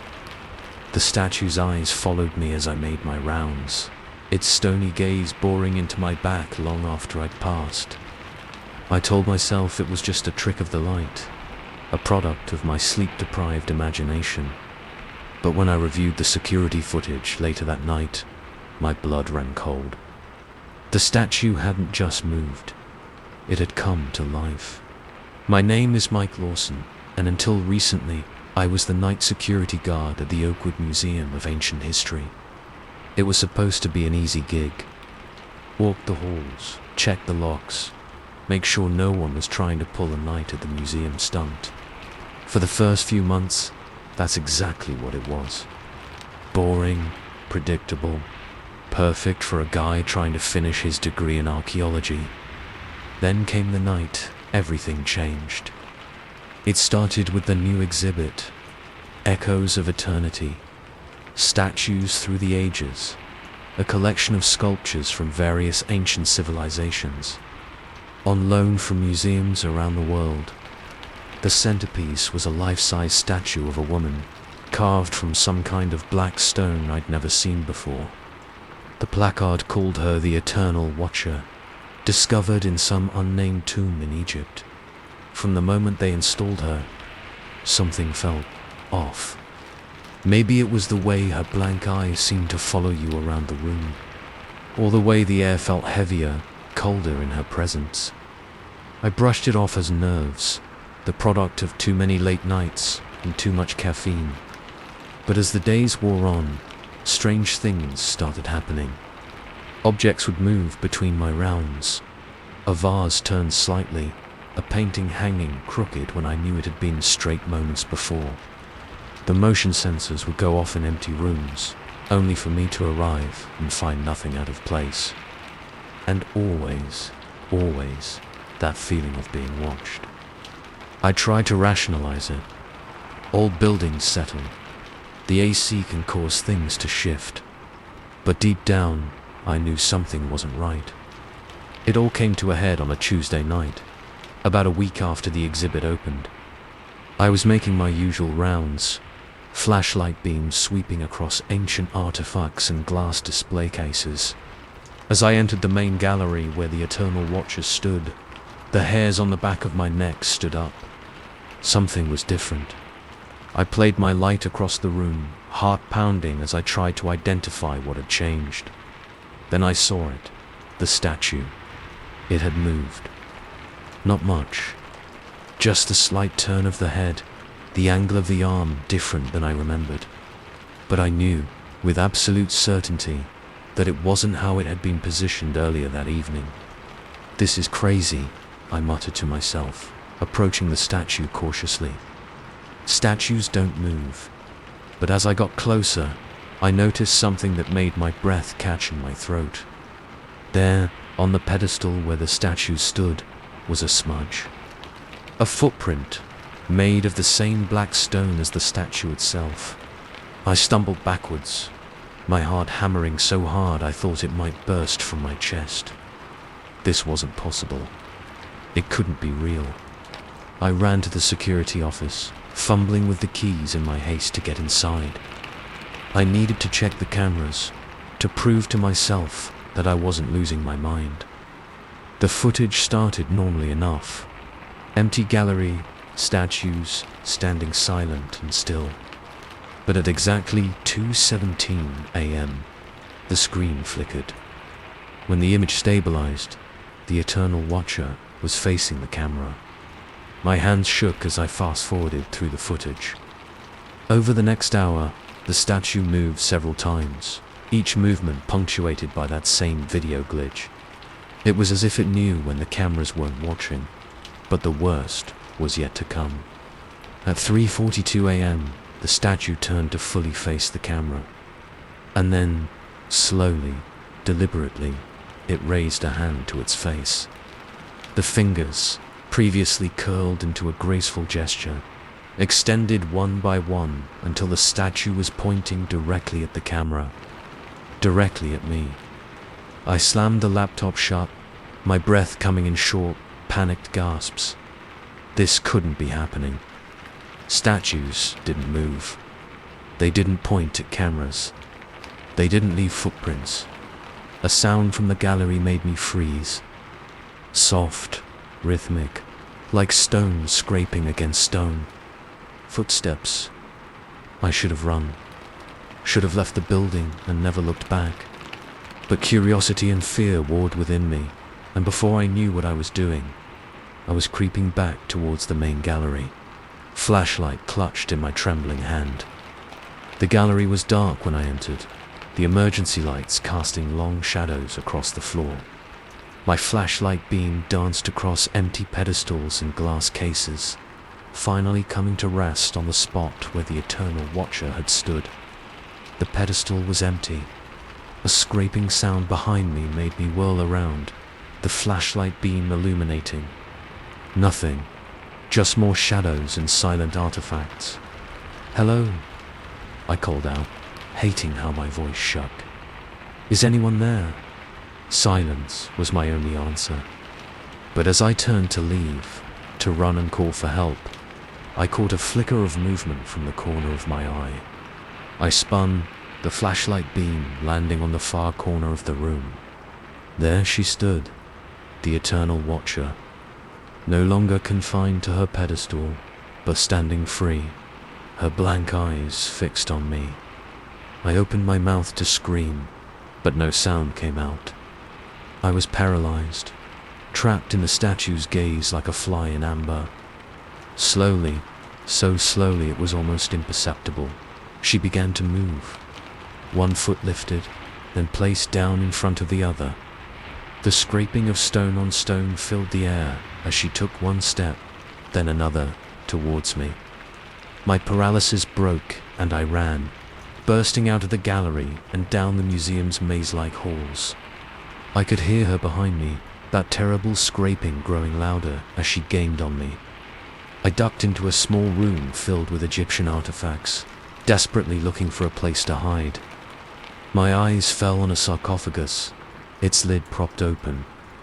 Without thinking, I dove inside, pulling the heavy lid closed over me. In the darkness of the sarcophagus, I struggled to control my breathing, certain that the statue would hear the pounding of my heart. The scraping grew louder, closer, until it was just outside my hiding place. Then, silence. I don't know how long I lay there, scarcely daring to breathe. It felt like hours, though it was probably only minutes. Finally, when I could stand it no longer, I slowly, carefully, pushed open the lid of the sarcophagus. The room was empty. No sign of the statue, no sound of movement from the halls beyond. Had I imagined it all? Shaken, I made my way back to the security office. The sun was starting to rise, the first rays of dawn peeking through the museum's windows. In just a few hours, the day staff would arrive. I needed to review the security footage to see if I could make sense of what had happened. But when I pulled up the video files, my heart sank. They were corrupted, nothing but static and glitches. Whatever had happened last night, I had no proof. I was still staring at the snowy screen when the day manager arrived. He took one look at my pale, sweaty face and frowned. "You okay, Mike? You look like you've seen a ghost." I opened my mouth, closed it again. How could I explain what had happened? That the statues were coming to life, walking the halls at night. "I'm not feeling well," I managed to croak out. "I think I need to go home." The manager nodded sympathetically. Of course. Get some rest. I'll see you tonight." I nodded numbly, gathering my things. As I walked through the museum towards the exit, I couldn't shake the feeling of eyes on me. Every statue, every painting seemed to be watching, waiting. I paused at the main gallery, steeling myself before looking inside. The Eternal Watcher stood on her pedestal, exactly as she had been the day before. No sign of movement, no footprints on the floor. But as I turned to leave, I could have sworn I saw her lips curve into the faintest of smiles. I never went back to the museum after that night. I quit my job, changed my major, did everything I could to put that experience behind me. But sometimes, late at night, I still hear it. The scraping of stone on stone, like footsteps in an empty hall. And I know, deep in my bones, that somewhere out there, the Eternal Watcher is still moving, still watching, waiting for the next unsuspecting soul to cross her path. So if you ever find yourself in a museum after hours, pay attention to the statues around you. And if you feel eyes on you, if you hear stone scraping against stone, run, because some things are meant to stay still, silent, frozen in time. And when they break free of those bonds, the consequences are far more terrifying than you can imagine. Story 9. The moment we drove past the Welcome to Millbrook sign for the third time, I knew we were in trouble. The same quaint houses, the same empty streets, the same unsettling stares from the townsfolk. We were going in circles, but the GPS insisted we were on the right path. It was as if the town itself didn't want us to leave. I'm Alex, and what was supposed to be a fun road trip with my best friends, Sam and Charlie, turned into a nightmare that I'm still trying to understand. We were on our way to a music festival, 3 college seniors ready for one last adventure before graduation. The shortcut through the mountains of West Virginia seemed like a great idea at the time. It was Charlie who spotted the sign for Millbrook. "Hey guys," she said from the back seat, looking up from her phone. "There's supposed to be an amazing diner in this town coming up. Want to stop for lunch?" Sam, who was driving, shrugged. I could eat Alex. I was all for it. We'd been on the road for hours, and the idea of stretching our legs and getting some real food sounded perfect. So when we saw the exit from Millbrook, we took it without hesitation. The town looked like something out of a Norman Rockwell painting. Pristine white picket fences, perfectly manicured lawns, a quaint main street lined with mom-and-pop shops. It was almost too perfect, like a movie set rather than a real place. We found the diner easily enough, a chrome and neon throwback to the 1950s, complete with a jukebox playing old rock and roll. As we walked in, the bell above the door chimed, and every head in the place turned to look at us. The silence was immediate and oppressive. Conversations stopped mid-sentence. Forks paused halfway to mouths. Everyone, and I mean everyone, was staring at us with an intensity that made my skin crawl. Maybe we should try somewhere else," I whispered, but Sam was already sliding into a booth. "Don't be paranoid," he said. "They're probably just not used to strangers." Reluctantly, Charlie and I joined him. A waitress approached, her smile a little too wide, her eyes a little too bright. "Welcome to Millbrook, travelers," she said, her voice syrupy sweet. "What can I get for you today?" We ordered, and gradually the diners, other patrons, returned to their meals and conversations. But I couldn't shake the feeling that they were still watching us, stealing glances when they thought we weren't looking. The food, when it came, was delicious. Almost too delicious. I found myself devouring my burger with an urgency I didn't understand, as if I'd never tasted anything so good in my life. Beside me, Sam and Charlie were doing the same. It wasn't until we were finished, the plates cleared away, that I realized how fuzzy my head felt. The diner seemed to be swimming around me, the edges of my vision blurring. "Guys," I slurred, "I don't feel so good." Sam nodded sluggishly. "Yeah, me neither. Maybe we should get going." We paid and stumbled out to the car. The sun seemed too bright, the air too thick. I climbed into the passenger seat while Sam took the wheel, Charlie sprawling across the back seat. "Let's get out of here," I mumbled, and Sam nodded, starting the engine. We drove through the town, past the same picturesque houses and shops, but something was wrong. The roads weren't matching up with what I remembered from our drive-in. We'd turned onto what I thought was the main road out of town, only to find ourselves back on a residential street. "Sam," I said, fighting through the fog in my brain, "I think we're lost." He frowned, peering at the GPS. "That's impossible. It says we're on the right track." But as we passed the Welcome to Millbrook sign for the second time, I knew something was very, very wrong. "Stop the car," I said, my voice tight with panic. Sam pulled over, and I jumped out, needing to clear my head. The air had changed. It was heavier now, almost oppressive. And the silence. I hadn't noticed it before, but there were no birds singing, no insects buzzing, just an eerie, unnatural quiet. "Guys," Charlie called from the back seat, her voice trembling. "Look." I turned to see what she was pointing at, and my blood ran cold. The houses we'd just passed were different now. The cheerful paint was peeling, the pristine lawns overgrown, and in every window a face, pale, expressionless faces, watching us. "Get back in the car," I said, trying to keep my voice steady. "We need to leave. Now."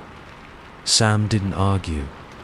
He gunned the engine, tires squealing as we took off down the street.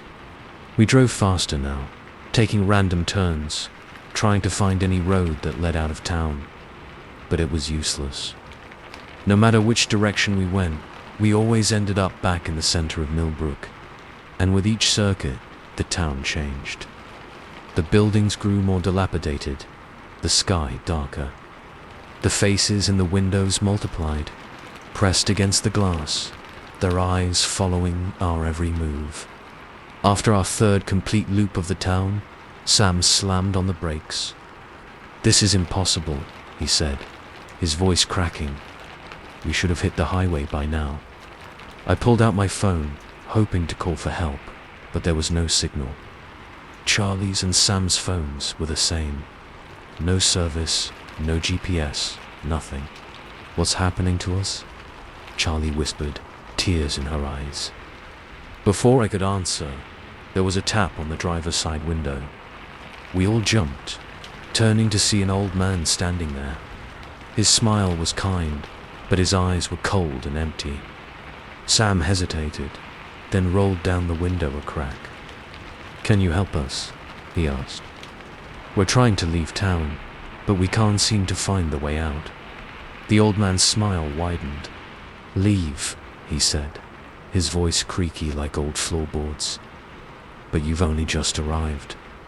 Millbrook has been waiting for you for so long." A chill ran down my spine. "What do you mean, waiting for us?"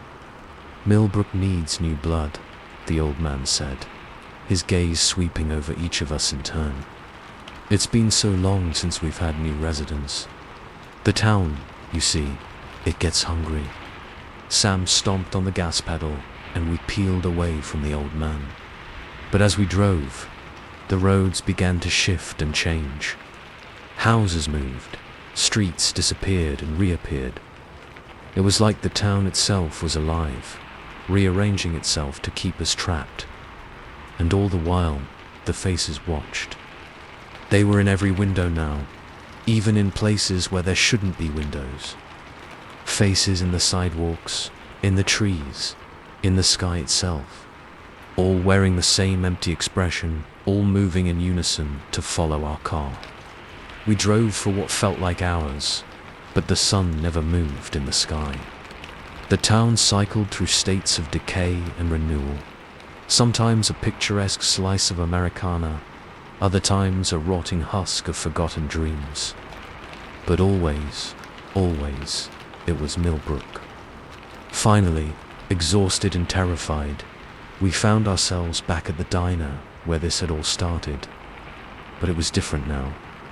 The chrome was tarnished, the neon flickering weakly. And inside, pressed against the windows, were all the faces we'd seen throughout the town. What do we do? Charlie sobbed from the back seat. I didn't have an answer. We were trapped in a nightmare, a town that wouldn't let us leave. There seemed to bend reality itself to keep us here. As if in response to Charlie's question, the diner's door swung open. The waitress who had served us earlier stepped out, but she wasn't human anymore. Her skin was grey and papery, her movements jerky and unnatural.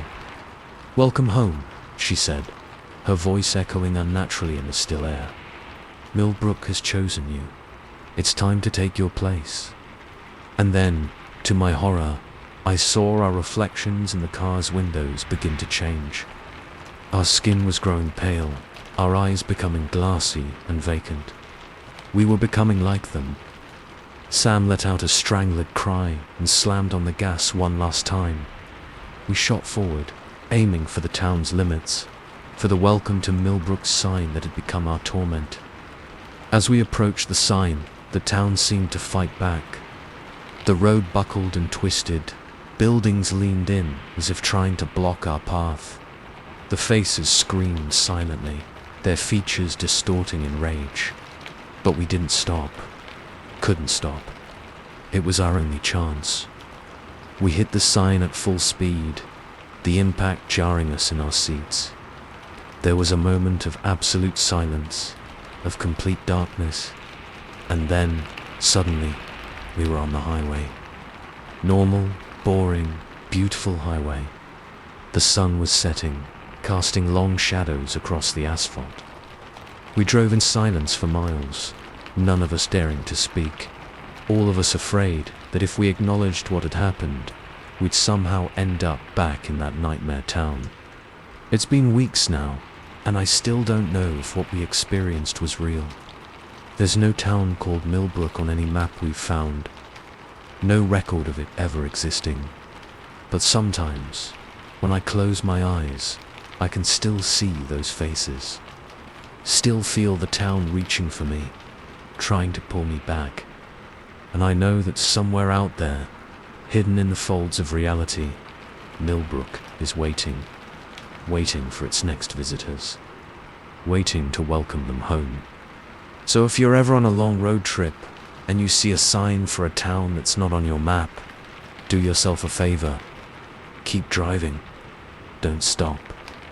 Because some towns aren't meant to be visited, and some will never let you leave. Story 10. The doors wouldn't open. I pounded on them, screaming for help. But the vacant-eyed passengers just stared at me, their faces an unsettling mix of pity and anticipation. As the subway car plunged deeper into tunnels that shouldn't exist, I realized with growing horror that this might be my last ride. My name is Olivia, and until tonight, I was just another overworked graphic designer in New York City. I'd stayed late at the office, racing to meet a deadline, and by the time I headed home, the city had transformed into its nighttime self, a place of shadows and secrets, where the boundary between the real and the surreal becomes dangerously thin. The 14th Street station was eerily quiet when I descended the stairs. No buskers, no late-night revelers, not even the usual huddle of homeless seeking shelter from the autumn chill. Just the distant rumble of an approaching train and the flicker of fluorescent lights that never seemed to work quite right. I should have turned back then, should have trusted the unease crawling up my spine.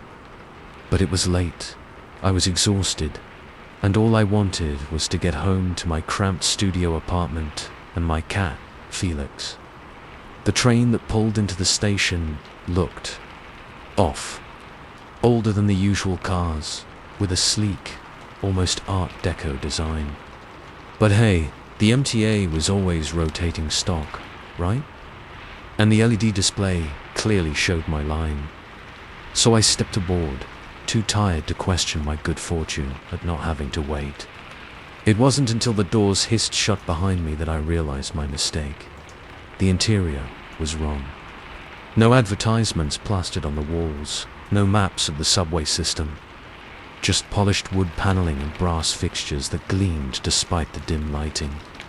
And the seats plush velvet instead of hard plastic, each occupied by a silent, staring passenger. "Excuse me," I said, my voice sounding thin and reedy in the unnatural quiet. "I think I got on the wrong train. When's the next stop?" No one answered. No one even looked at me. They just sat there, men and women of all ages, all wearing clothes that seemed to span decades of fashion.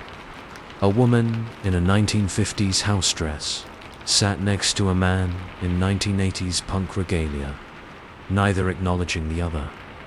The train lurched into motion, picking up speed far faster than any subway I'd ever been on. My stomach dropped as we plunged downward at an impossible angle. This wasn't right. The tunnels didn't go this deep. I stumbled to the doors, searching for the emergency release. But there was nothing, no handle, no signs, just smooth metal that felt ice-cold to the touch. "Let me out," I yelled, pounding on the doors. "Stop the train." That's when I noticed the reflections in the door's polished surface. The passengers behind me had turned, all facing my direction now. Their eyes, God, their eyes. Pitch black, no whites visible, like empty sockets that somehow still saw everything. I whirled around, pressing my back against the door. What is this? Who are you people? A young girl, maybe 8 or 9, stood up. Her dress was pure Victoriana, all frills and lace, but worn and tattered as if she'd been wearing it for 100 years. When she spoke, her voice was like rusted metal scraping stone. "We're the forgotten," she said. "The ones who fell through the cracks. And now you're one of us." "No," I said, shaking my head violently. "No, this is a dream. I fell asleep on the subway, that's all. I just need to wake up." I pinched myself, hard enough to draw blood. The pain was sharp, real. This was no dream. The girl tilted her head, a mockery of childish curiosity. "Oh, you're very much awake, Olivia. More awake than you've ever been." She knew my name. How did she know my name? I looked around wildly, searching for anything I could use as a weapon, any way to escape. But there was nothing. Just those staring eyes and the endless rumble of wheels on tracks that shouldn't exist. "Please," I begged, hating the tremor in my voice. "I have a life, a job. People will miss me." A man in a 1920s suit chuckled, the sound like bones rattling in a box. "We all did, once. But the city forgets quickly. A missed deadline, an unanswered phone call. Soon, it'll be like you never existed at all."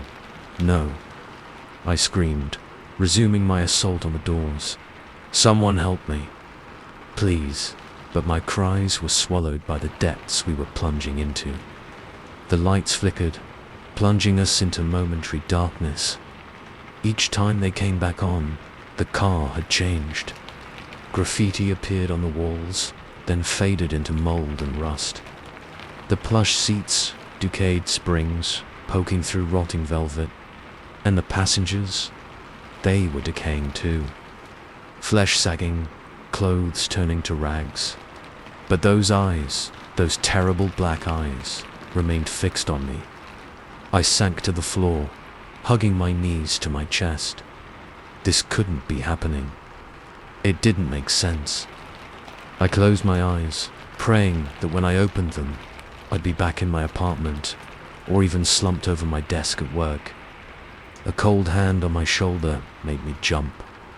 The Victorian girl stood there, her skin now grey and papery, stretched tight over 2 visible bones. "Don't be afraid," she said, her voice softer now, almost kind. "It doesn't hurt, becoming like us, and you'll never be alone again." I looked down at my hands and screamed. My skin was pale, almost translucent. I could see the bones beneath, could feel a chill settling into my very core. "No," I whimpered. "Please, no." The train screeched to a halt, this sudden stop sending me sprawling. For a wild moment, I felt hope. Maybe this was my chance to escape, to run back to the world above. The doors slid open with a hiss, but beyond them was no platform, no tile-lined station, just an abyss, darker than anything I'd ever seen. And in that darkness, movement. Shapes that hurt my mind to look at geometries that shouldn't be possible. "Welcome home, Olivia," the passengers said in unison, their voices a horrifying chorus. I scrambled backwards, pressing myself against the far wall of the car. "I won't go," I said. "You can't make me." The girl smiled, her teeth black and rotting in grey gums. "Oh, but we don't have to make you. You'll go of your own accord, in time. We all do. The in-between is only temporary. In-between." She gestured around the decaying subway car. "This place. It's not your world, but it's not there either." She pointed to the darkness beyond the doors. "We ride these tracks until we're ready to move on. Some take days, some take decades, but eventually we all step off." I shook my head, trying to deny the truth I could feel in my bones. I was changing, becoming something other than human. The memories of my life, my job, my apartment, even Felix were fading, growing indistinct like an old photograph. "How long?" I whispered. The girl shrugged. "Time doesn't work the same here. You'll know when you're ready." The doors slid shut and the train began to move again. I didn't bother getting up from the floor. What was the point? I was trapped in this purgatory on rails, doomed to ride forever or face whatever waited in that impossible darkness. I don't know how long I've been here now. The train keeps moving, stopping occasionally at that same voice station. Sometimes new passengers get on, confused, scared, just like I was. I try to comfort them, to explain, but I know it doesn't help. Nothing can prepare you for this. My body has almost fully transformed now. My skin is grey, my eyes have turned to those same black pits that once terrified me. I can feel the pull of that darkness beyond the doors growing stronger with each stop. Soon, I think I'll be ready to step off, to embrace whatever comes next. Part of me is terrified, but another part, a part that grows stronger every day, is curious, eager even. But for now, I ride. And I watch for new arrivals, souls lost in the vastness of a city that consumes as much as it creates. I've learnt their stories. The woman in the house dress, murdered by her husband in 1956. The punk rocker, overdosed in a club bathroom in 1983. The Victorian girl, fallen under the wheels of a horse-drawn carriage in 1889. All forgotten by the world above, but remembered here, in this liminal space between life and whatever comes after. So if you're ever on the subway late at night, pay attention to your fellow passengers. If their eyes seem a little too dark, their faces a little too still, don't meet their gaze. Don't engage. And whatever you do, don't get on an empty train. Because once those doors close behind you, once you start the descent, well, let's just say your stop might be a lot further down the line than you ever imagined. And trust me, you don't want to know where this train ultimately ends up. Story 11. The symbols carved into the trees seem to shimmer in the firelight, their crude lines twisting into shapes that hurt my eyes to look at. As the chanting grew louder, echoing through the darkened forest, I realized with dawning horror that our camping trip had become a fight for survival. My name is Jack, and 48 hours ago, I was just a guy looking forward to a weekend in the great outdoors with my girlfriend, Mia, and our best friends, Tom and Sarah. We'd been planning this trip for months, eager to escape the chaos of city life and reconnect with nature. If only we'd known what was waiting for us in those woods. The trouble started almost as soon as we arrived at the campsite. It was deeper in the forest than we'd anticipated, the narrow dirt road seeming to wind endlessly through towering pines that blocked out most of the afternoon sun. By the time we found the small clearing marked on our map, shadows were already lengthening, the forest growing darker by the minute. "Are you sure this is the right place?" Mia asked, peering out the car window with a frown. "It looks, I don't know, creepy." I knew what she meant. There was something off about the clearing. The trees around it seemed to lean inward, their branches reaching towards the center like gnarled fingers. The undergrowth was thicker here, wilder, as if this part of the forest had been untouched for centuries. But we'd driven for hours to get here, and the thought of trying to find another campsite in the growing darkness was unappealing. So we unloaded the car, set up our tents, and tried to shake off the unease that had settled over us. As night fell, We gathered around the campfire, roasting marshmallows and trading stories. The warmth and light helped dispel some of the forest's oppressive atmosphere, and soon we were laughing and joking like always. But every so often, I'd catch a glimpse of movement just beyond the fire's glow, or hear a rustling that couldn't be explained by the wind. "Did you guys hear that?" Tom asked suddenly, interrupting Sarah's ghost story. We all fell silent, straining our ears. For a moment, there was nothing but the crackle of the fire and the usual nighttime sounds of the forest. Then we heard it. A low, rhythmic chanting, so faint it was barely audible. "Probably just some other campers," I said, trying to sound more confident than I felt. Sound carries weirdly in the woods sometimes. But even as I said it, I knew it wasn't true. The chanting didn't sound like any language I'd ever heard. The syllables harsh and guttural in a way that made my skin crawl. We tried to ignore it, to focus on each other and the warmth of the fire. But the chanting grew steadily louder, seeming to come from all directions at once. And with it came a smell, acrid and musty, like rotting leaves and something else. Something I couldn't quite identify. "Maybe we should pack up and leave," Mia suggested, her voice tight with barely controlled panic. "I don't like this." Single quotes before anyone could respond. A blood-curdling scream split the night air. We all jumped, huddling closer together instinctively.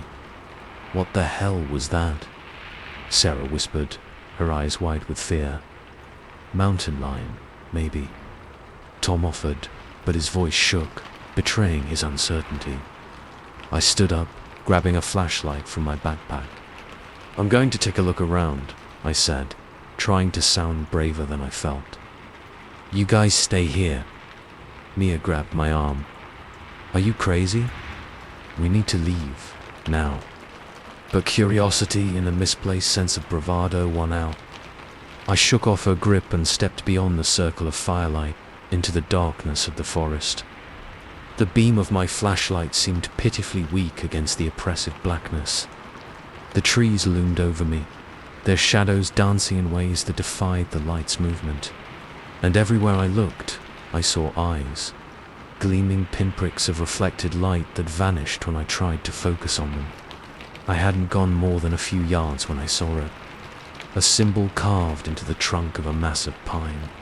It looked ancient, the edges worn smooth by time, but the deep grooves still clearly visible. It was unlike anything I'd ever seen before, all harsh angles and curves that seemed to move when I wasn't looking directly at them. My breath caught in my throat as I realized the symbol was familiar. I'd seen it in my dreams lately, vivid nightmares of dark forests and shadowy figures that left me gasping for air when I woke. A twig snapped behind me and I whirled around, my heart pounding. The beam of my flashlight illuminated a figure standing just beyond the reach of the light. It was humanoid, but wrong somehow. Too tall, too thin, its proportions subtly off in a way that made my mind recoil. I opened my mouth to scream, but no sound came out. The figure took a step forward, and I saw its face. Or rather, the absence of a face. Where features should have been, there was only smooth, bark-like skin. I ran. Blind panic propelled me through the forest, branches whipping at my face as I crashed through the undergrowth. I could hear it behind me, moving with an unnatural silence, save for the occasional snap of a branch. I burst back into the clearing, gasping for air. "We need to leave," I managed to choke out. "Now." But as I looked around, I realized with growing horror that the others were gone. The campfire still burned, casting flickering shadows across our abandoned chairs. Of Mia, Tom, and Sarah, there was no sign. "Mia," I screamed. "Tom, Sarah, where are you?" The only answer was the chanting, louder now, seeming to come from the very trees themselves. And as I watched, paralyzed with fear, symbols began to appear on every tree surrounding the clearing. They carved themselves into the bark, glowing with an eerie, greenish light. I stumbled backward, my foot catching on something.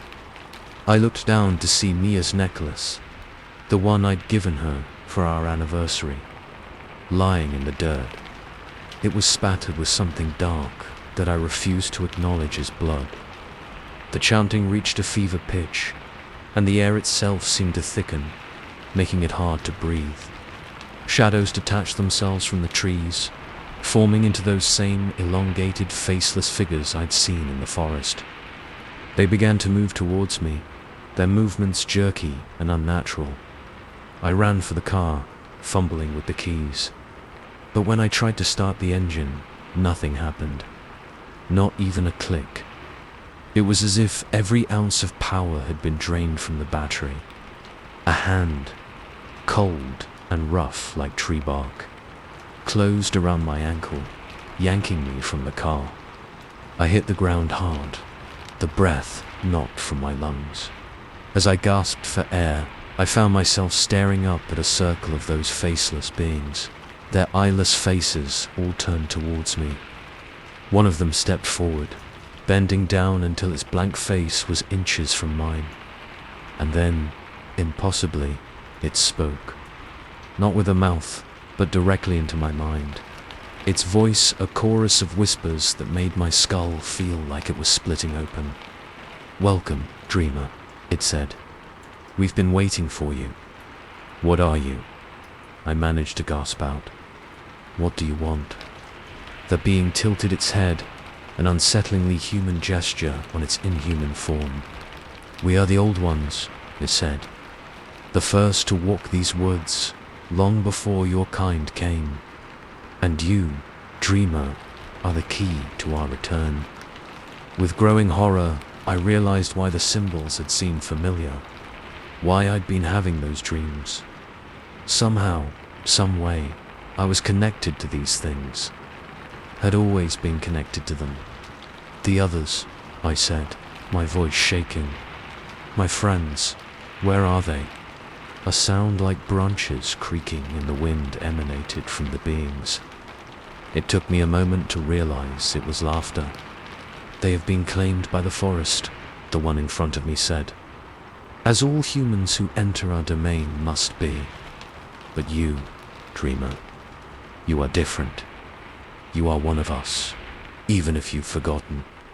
It reached out a hand, its fingers elongating into twisting branches. "Come," it said. "Remember who you truly are." As its hand touched my forehead, images flooded my mind. Ancient forests, older than human civilization. Rituals performed in moonlit clearings. A war, a defeat, a long slumber. And through it all, a promise that one day, one of their own would be born in human form, would return to the forest, and would awaken them once more. I saw myself as I truly was, not Jack the graphic designer from Seattle, but something far older, far stranger. A being of bark and leaf and root, wearing human flesh like a suit that no longer fit. "No," I whispered, tears streaming down my face. "I'm not. I can't be." But even as I denied it, I could feel the change beginning. My skin hardened, taking on the texture of bark. My fingers elongated, becoming like twigs and branches. The human part of me screamed in terror, but another part, a part that had been sleeping for so long, rejoiced. As the last vestiges of my humanity slipped away, as the forest claimed me and remade me in its true image, one final, human thought flashed through my mind. "I'm sorry, Mia. I'm so sorry." The being that had once been Jack straightened up, looking at its brethren with new eyes. Eyes that saw the true nature of the forest, the pulsing life force that connected all things. "Welcome home, brother," the others said in unison. "The time of awakening is at hand." And as one, they turned towards the slumbering world beyond the forest, ready to reclaim what had once been theirs. So if you're planning a camping trip, be careful where you choose to pitch your tent. Some forests are older than you can imagine, harboring secrets darker than the spaces between the trees. And if you hear chanting on the wind, if you see symbols carved into ancient bark, run, and don't look back. Because the old ones are waking up, and they're hungry for the world they lost so long ago. Story 12. The streetlights went out one by one, plunging the neighborhood into an unnatural darkness. As the sound of footsteps closed in from all directions, I realized with growing terror that this quiet suburban street had become a trap, and my nightly dog walk had turned into a desperate fight for survival. My name is Emma, and until tonight, my biggest worry was whether I'd make my deadline for the novel I'd been struggling to write. Funny how quickly priorities can change when you're faced with the possibility of not living to see another sunrise. It had started as a perfectly ordinary evening. I'd spent hours staring at a blank document, the cursor blinking mockingly as I tried to coax words onto the page. Writer's block had its claws in me, and by 11 p.m. I was ready to scream. That's when Max, my golden retriever, nudged my hand with his nose, reminding me it was time for his nightly walk. I welcomed the distraction. Maybe a bit of fresh air would help clear the cobwebs from my brain. I clipped on Max's leash, grabbed a light jacket, and headed out into the crisp autumn night. Our neighborhood was the kind of place where people left their doors unlocked, and kids played in the streets until dusk. Rows of picture-perfect houses lined wide, tree-shaded streets. It was quiet, safe, boring, some might say. But after years of city living, I found the peace comforting. Max and I set off down the sidewalk, the click of his nails on concrete and the jingle of his tags the only sounds breaking the nighttime silence. The street lights cast pools of warm yellow light, chasing away the shadows between the carefully manicured lawns. We'd gone about 2 blocks when I first noticed something was off. The Johnson's house, usually ablaze with light. Sarah was a notorious night owl, was dark. So was the Williams place next door. In fact, as I looked up and down the street, I realized that every house was dark. A power outage, I thought. It happens. But an uneasy feeling began to creep up my spine. That's when the first streetlight went out.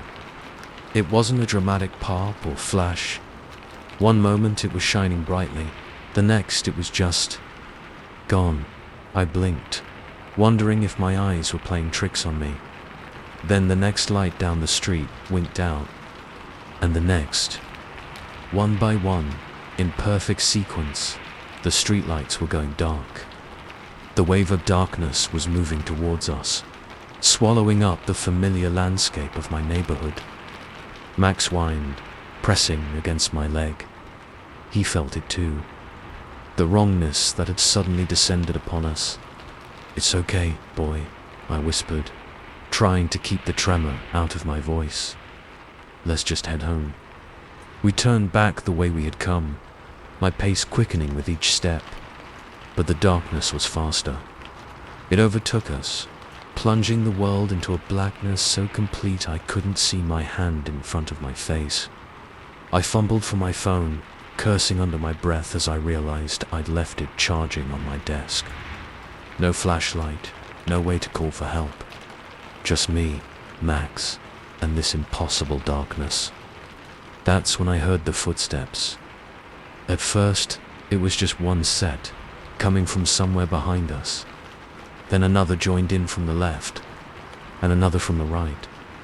Soon, it sounded like we were surrounded, the footfalls echoing off the houses and seeming to come from everywhere at once.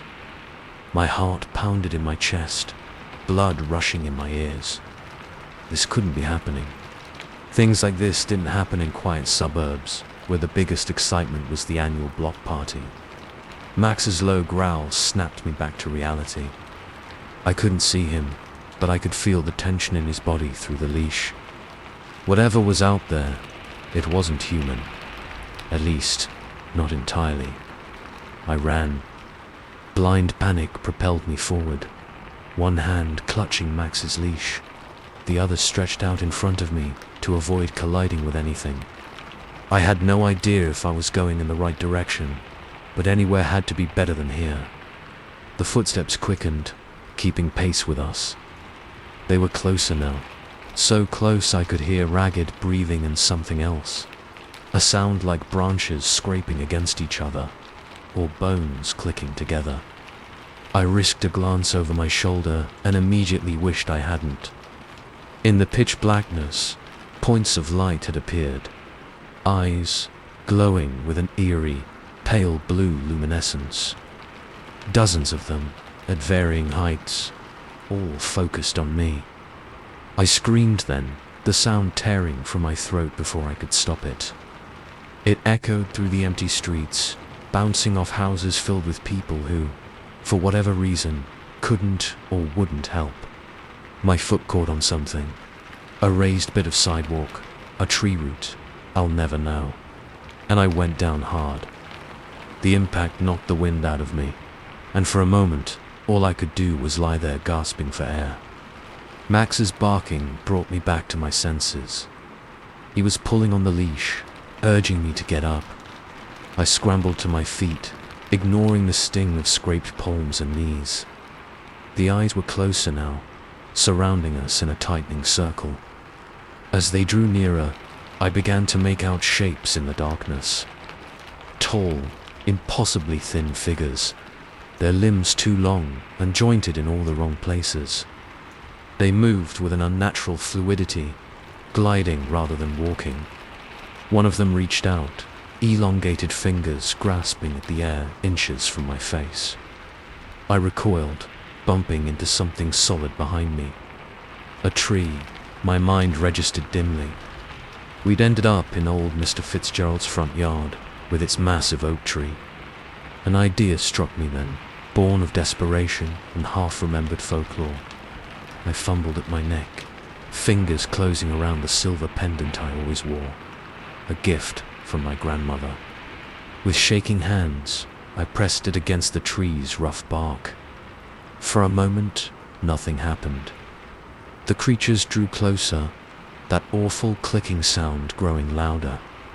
I squeezed my eyes shut, waiting for the end. Then, miraculously, light bloomed behind my eyelids. I opened my eyes to see the oak tree glowing with a soft, silvery light. It spread from where my pendant touched the bark, racing up the trunk and out along every branch and leaf. The light pushed back the darkness, revealing the street around us, and the creatures. They were even more horrifying in the light. Vaguely humanoid, but with skin like cracked, grey bark and faces that were nothing more than hollow depressions with those glowing eyes floating in the center. They shrank back from the tree's light, hissing and writhing. I pressed myself against the tree, pulling Max close. The silver light seemed to repel the creatures, creating a barrier they couldn't cross. But I could see the strain on the old oak, its leaves shivering as if in a strong wind. It couldn't hold out forever. "Help!" I screamed, my voice hoarse. "Somebody, please, help us." As if in answer, a porch light flickered on down the street. Then another, and another. All up and down the block, lights were coming on in houses that had been dark moments before. The creatures let out a collective shriek, the sound so piercing I had to cover my ears. They began to retreat, melting into the shadows between the newly illuminated houses. Car engines roared to life, headlights cutting through the remaining darkness. I saw neighbors pouring out of their homes, looking confused and frightened. As quickly as it had begun, it was over. The creatures were gone, leaving nothing but the lingering scent of decay and the memory of those glowing eyes. I slumped against the oak tree, its light fading now that the danger had passed. Max whined and licked my face, his whole body wiggling with relief. Emma, are you okay?" It was Mrs. Delacroix from next door, rushing towards me with a blanket in her arms. Soon, I was surrounded by concerned neighbors, all talking at once, asking what had happened. How could I explain? Who would believe me? In the days that followed, as the police investigated reports of a disturbance and power company officials scratched their heads over the inexplicable blackout, I tried to convince myself it had all been a dream, a vivid hallucination brought on by stress and lack of sleep. But sometimes, late at night, I catch a glimpse of movement outside my window, a flash of those pale blue eyes in the space between streetlights, and I know they're still out there, waiting for another chance, another moment when the lights go out and the darkness can reclaim its territory. I don't walk Max at night anymore, and I always keep a light on, because now I know the truth that hides behind the facade of suburban tranquility. In the spaces between porch lights and street lamps, in the shadows that linger at the edge of manicured lawns, something ancient and hungry waits. And when the lights go out, it comes for us all. Story 13. The moment I stepped into that narrow alley, I knew I'd made a terrible mistake. The busy street behind me faded away, replaced by an eerie silence and a darkness that seemed to swallow the light, as both exits suddenly filled with a sea of identical faces. My own face. I realized with mounting horror that this shortcut had become a trap from which there might be no escape. My name is Daniel, and until tonight, I was just another overworked office drone in the bustling heart of the city. I'd stayed late at the office again, poring over spreadsheets and client reports until my eyes burned. By the time I finally shut down my computer and headed out, the streets were bathed in the warm glow of streetlights. The day crowd replaced by the city's nocturnal denizens. I was exhausted, my mind fuzzy with fatigue, and the thought of fighting through the late-night crowds on public transport made me groan inwardly. That's when I remembered the alley, a shortcut I'd heard some co-workers mention, one that could shave a good 10 minutes off my walk to the subway station. In my tired state, it seemed like a godsend. I should have known better. In a city like this, shortcuts often come with a price. The entrance to the alley was barely noticeable, tucked between a 24-hour convenience store and a boarded-up former restaurant. If I hadn't been looking for it, I might have walked right past. A faded no trespassing sign hung crookedly on one wall, but I ignored it. What harm could a quick walk down an alley do? The moment I stepped between those brick walls, the world changed. The sounds of the city, car horns, distant sirens, the constant murmur of a million lives being lived, all faded away, replaced by a silence so complete it made my ears ring. The temperature dropped, goosebumps rising on my arms despite the warm June night. I hesitated, suddenly unsure, but the thought of turning back, of adding those extra minutes to my commute, propelled me forward. It was just an alley, after all. Nothing to be afraid of. The further I walked, the more unsettling my surroundings became. The walls seemed to press in closer, the sky above narrowing to a thin strip of starless black. My footsteps echoed strangely, as if I was walking through a much larger space. About halfway down the alley, I noticed the graffiti. At first glance, it looked like typical urban art. Tags and murals covering nearly every inch of the brick walls. But as I looked closer, I realized with a jolt that every piece, every tag, was my name. Daniel, scrawled in 100 different styles, some so old and faded they were barely legible, others looking fresh enough that the paint should still be wet. My heart began to race. This wasn't possible. I'd never been down this alley before, had never tagged anything in my life. How could my name be everywhere? I picked up my pace, no longer caring about the shortcut, just wanting to get out of this increasingly bizarre situation. but the alley seemed to stretch on impossibly long. Surely I should have reached the end by now. That's when I saw the first figure, standing at what I thought was the exit. Even in the gloom, I could make out his shape clearly. My shape. It was me, down to the rumpled suit and loosened tie, staring back with an expression I couldn't quite read. I stopped short, my mind reeling. "Hello," I called out, my voice sounding muffled and strange in the unnatural quiet. The figure didn't respond, didn't move, just kept staring with my own eyes. I turned, intending to go back the way I came, only to find my path blocked by more figures. Dozens of them, all identical, all wearing my face. They filled the alley behind me, a sea of Daniels watching me with eerie synchronicity. Panic clawed at my throat. This couldn't be happening. It wasn't possible. I was dreaming, or hallucinating, or having some kind of mental breakdown. "What do you want?" I shouted, my voice cracking with fear. As one, the figures raised their arms, pointing at me. Their mouths opened, and a sound emerged that made my blood run cold. It was my voice, but distorted, layered over itself 100 times until it became an inhuman cacophony. "Daniel," they said in unison. "Remember?" Remember what? I wanted to ask, but no words would come. My head was spinning, filled with flashes of memory that didn't feel like my own. I saw myself walking down this alley, not once, but countless times, in different clothes, at different ages, always entering, never leaving.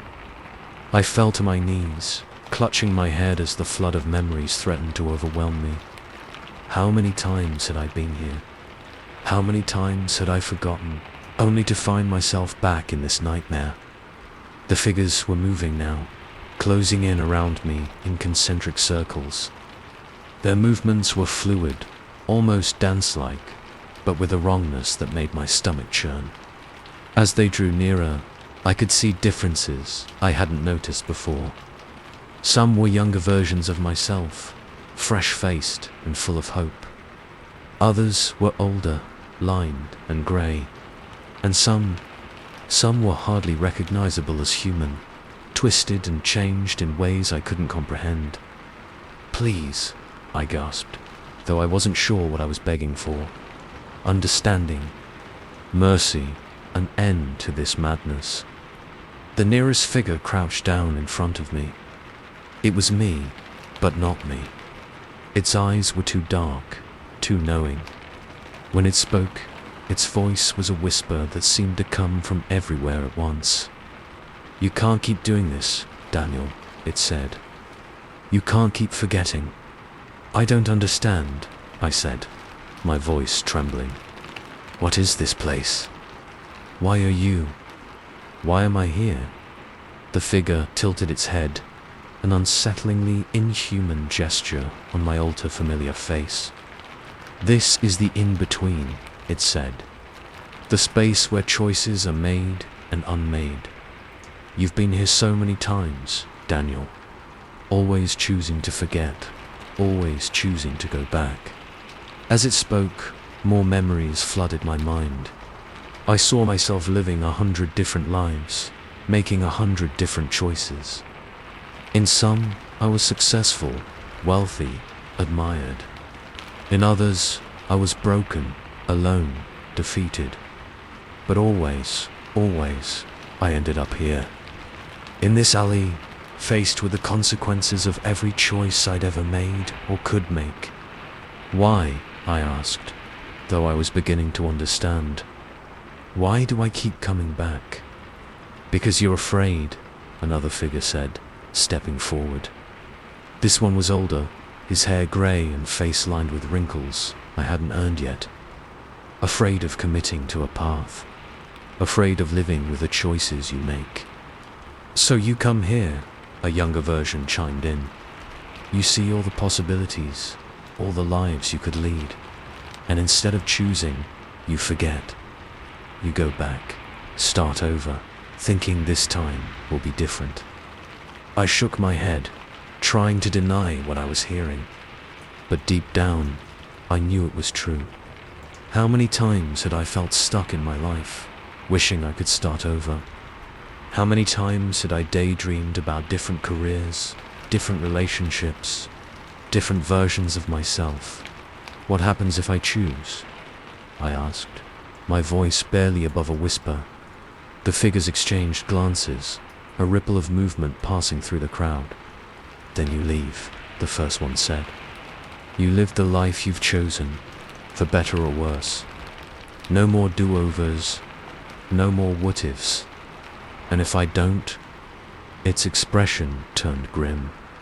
Then you become like us, trapped here, nothing more than a memory of a choice unmade.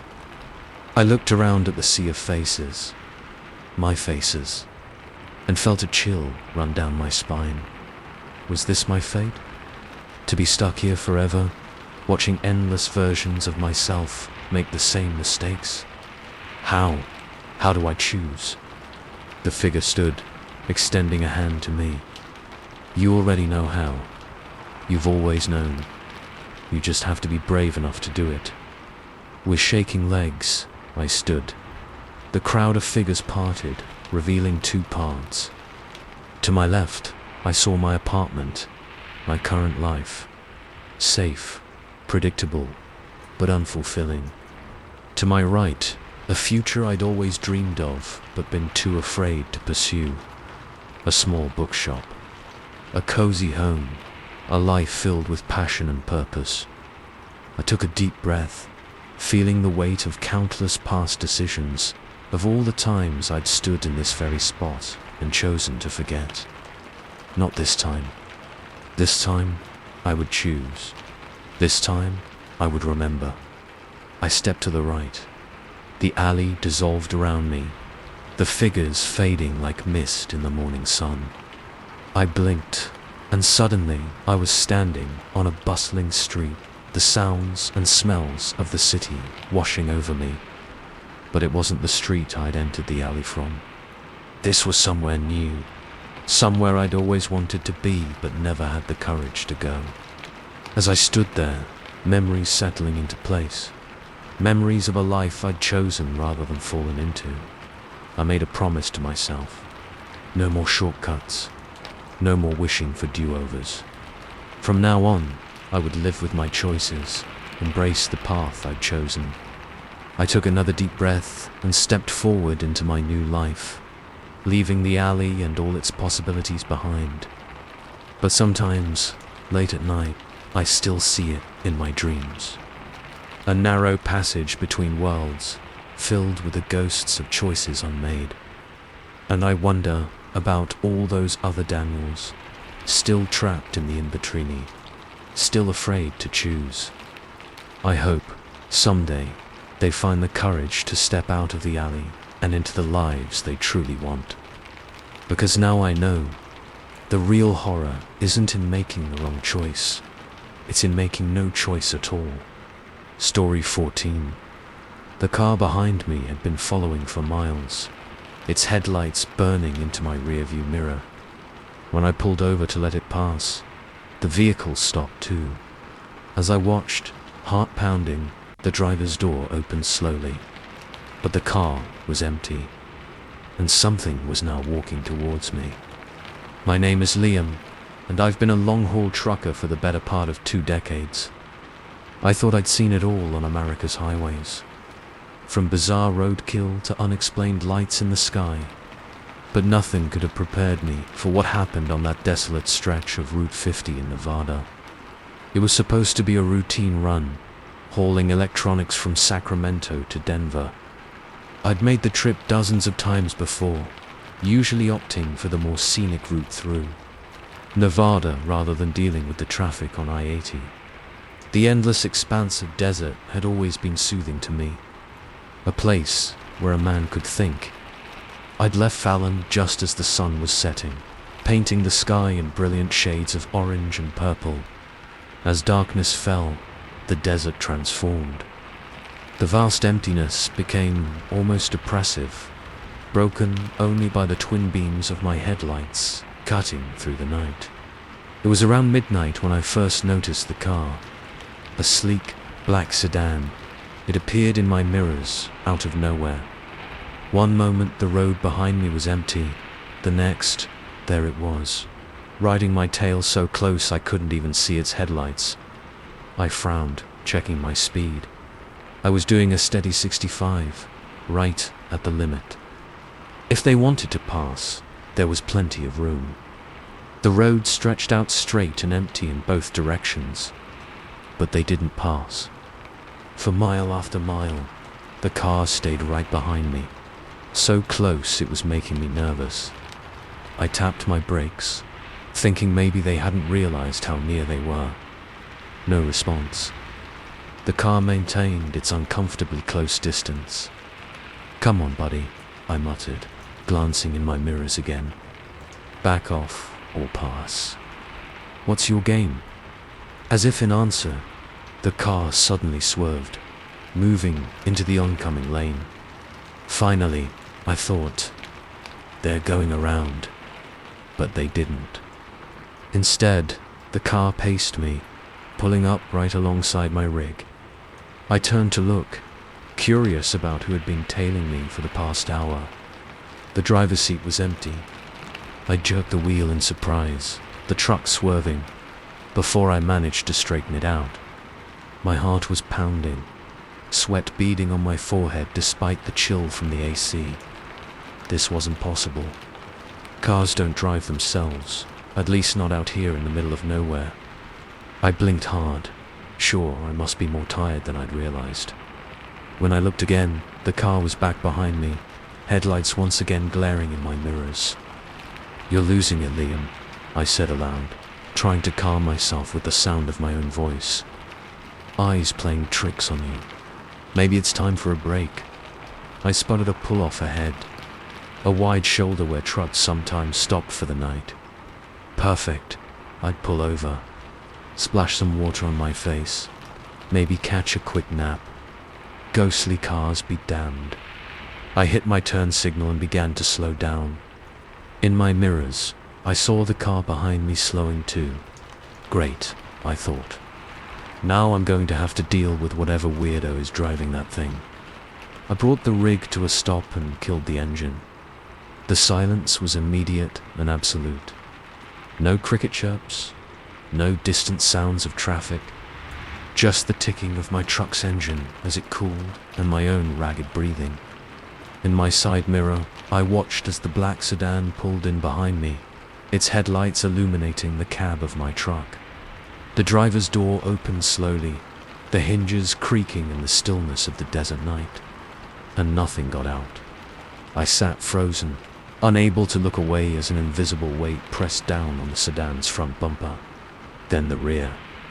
Something heavy was walking around the car, coming towards me. Panic surged through me. I fumbled for my keys, hands shaking so bad I could barely get them into the ignition. The footsteps, because that's what they had to be, were getting closer. I could hear them now, the crunch of gravel under unseen feet. The engine roared to life just as something knocked on my door. I threw the truck into gear and stomped on the accelerator, not even bothering to check if the road was clear. Gravel sprayed as the tires fought for purchase, and then I was back on the asphalt, the speedometer climbing rapidly. In my mirrors, I could see the black sedan still sitting at the pull-off. Its headlights pointed accusingly at my retreating truck. But not for long. As I watched, its engine growled to life, and it pulled back onto the road, pursuing me once again. "This isn't happening," I said, my knuckles white on the steering wheel. "This can't be real." But it was happening. The car was gaining on me, eating up the distance between us, no matter how fast I pushed my rig. The speedometer was buried, the engine screaming in protest. But still that black sedan drew closer. I grabbed my CB radio, pressing down on the talk button. "Breaker, breaker, this is Lonesome Liam." I've got a situation out here on Route 50, about 30 miles east of Fallon. Anybody copy?" Static was my only answer. I tried again and again, growing more desperate with each attempt. But the radio remained stubbornly silent. The sedan was right behind me now, close enough that I couldn't see its headlights again. I braced myself, waiting for the impact, but it never came. Instead, impossibly, the car began to change. Its form seemed to ripple like heat waves off hot asphalt. The sleek black exterior bulged and stretched, taking on a new shape. A familiar shape. It was turning into my truck. I watched, horrified, as an exact duplicate of my rig formed behind me. Every detail was perfect, from the faded paint job to the dent in the fender I'd gotten in Renault last year. And then, slowly, deliberately, the driver's side door of the phantom truck opened. I didn't want to look. Every instinct screamed at me to keep my eyes on the road, to focus on escaping this nightmare. But I couldn't help it. My eyes flicked to the mirror, drawn by a terrible curiosity. The thing climbing out of the other truck wore my face, but it wasn't me. Its movements were too fluid, too precise, and its eyes, God, its eyes were just empty sockets, black as the desert night. It pulled itself onto the hood of the truck, those terrible, empty eyes fixed on me. Its mouth opened in a silent scream, and I felt something tug at me. Not physically, but deeper, as if it was trying to pull my very essence out through my eyes. I tore my gaze away, focusing on the road ahead, but it was too late. The tugging sensation grew stronger, and with dawning horror, I realized I could see through my hands on the steering wheel. I was fading, becoming insubstantial, and the thing wearing my face was becoming more solid with each passing second. In desperation, I jerked the wheel hard to the right. The truck veered off the road, tires bouncing over the rough desert terrain. I saw a steep embankment approaching and made a split-second decision. I threw open my door and jumped. The impact knocked the wind out of me, sent me tumbling across the hard-packed earth. Behind me, I heard the screech of tearing metal as my truck. Both trucks went over the edge. I lay there for what felt like hours, every inch of me aching, afraid to move. Afraid that if I looked up, I'd see that thing wearing my face standing over me. But when I finally gathered the courage to raise my head, I was alone. The desert stretched out around me, silent and empty. No sign of my truck, or the black sedan, or the monstrous doppelganger. I staggered to my feet, wincing at the pain in my ribs. In the distance, I could see the faint glow of lights. Fallon, it would be a long walk, but I was alive. I had escaped. As I set off across the desert, a flicker of movement caught my eye. I turned, heart in my throat, to see a car approaching on the highway. A sleek, black sedan. It slowed as it neared me, the passenger window rolling down. The driver leaned over, and I found myself looking into my own face. But the eyes were normal this time. Human. Need a ride? My doppelganger asked, smiling in a way that didn't reach its eyes. I backed away, shaking my head. The thing wearing my face shrugged, the window rolling up as the car pulled away. In the rearview mirror, I caught a glimpse of empty, black sockets where eyes should be. I watched until the taillights disappeared into the darkness, my mind reeling. What had happened? What was that thing? And how many other versions of me were out there, cruising down lonely highways, looking for someone to replace? I turned back towards the distant lights of Fallon and started walking. I didn't know what would happen when I got there, or how I would explain the loss of my truck. But I knew one thing for certain. I was never driving Route 50 at night again. Some roads are better left untraveled, Some mysteries better left unsolved. And sometimes, the most dangerous passenger is the one that wears your own face. Story 15. The moment I saw all the exits blocked by large crowds of people, I knew I was in trouble. But when I realized every single face in those crowds was identical to my own, I understood that this was no ordinary night at the office. This was a nightmare from which I might never wake up. My name is Alex Chun, and or maybe I should say, I was a software engineer at Nexus Technologies. I say was because after what happened last night, I'm not sure I'll ever be able to set foot in that building again. Hell, I'm not even sure what's real anymore. It had been a long day, the kind where lines of code start blurring together and caffeine loses its magic. By the time I finally looked up from my computer, the office was dark and empty. A glance at my watch confirmed what my aching back and bleary eyes were telling me. It was well past midnight. I stretched, wincing at the series of pops from my spine, and began packing up my things. As I did, I couldn't shake the feeling that something was off. The office felt different somehow, the shadows deeper, the silence more oppressive. I shrugged it off, chalking it up to exhaustion and too many horror movies. But as I made my way to the elevator, that feeling of wrongness grew stronger. The hallway seemed longer than I remembered, the overhead lights flickering in a way they never had before. When I reached the elevator, I jabbed the down button, eager to get out of the building and into the comfort of my own apartment. But nothing happened. I pressed it again, harder this time. Still nothing.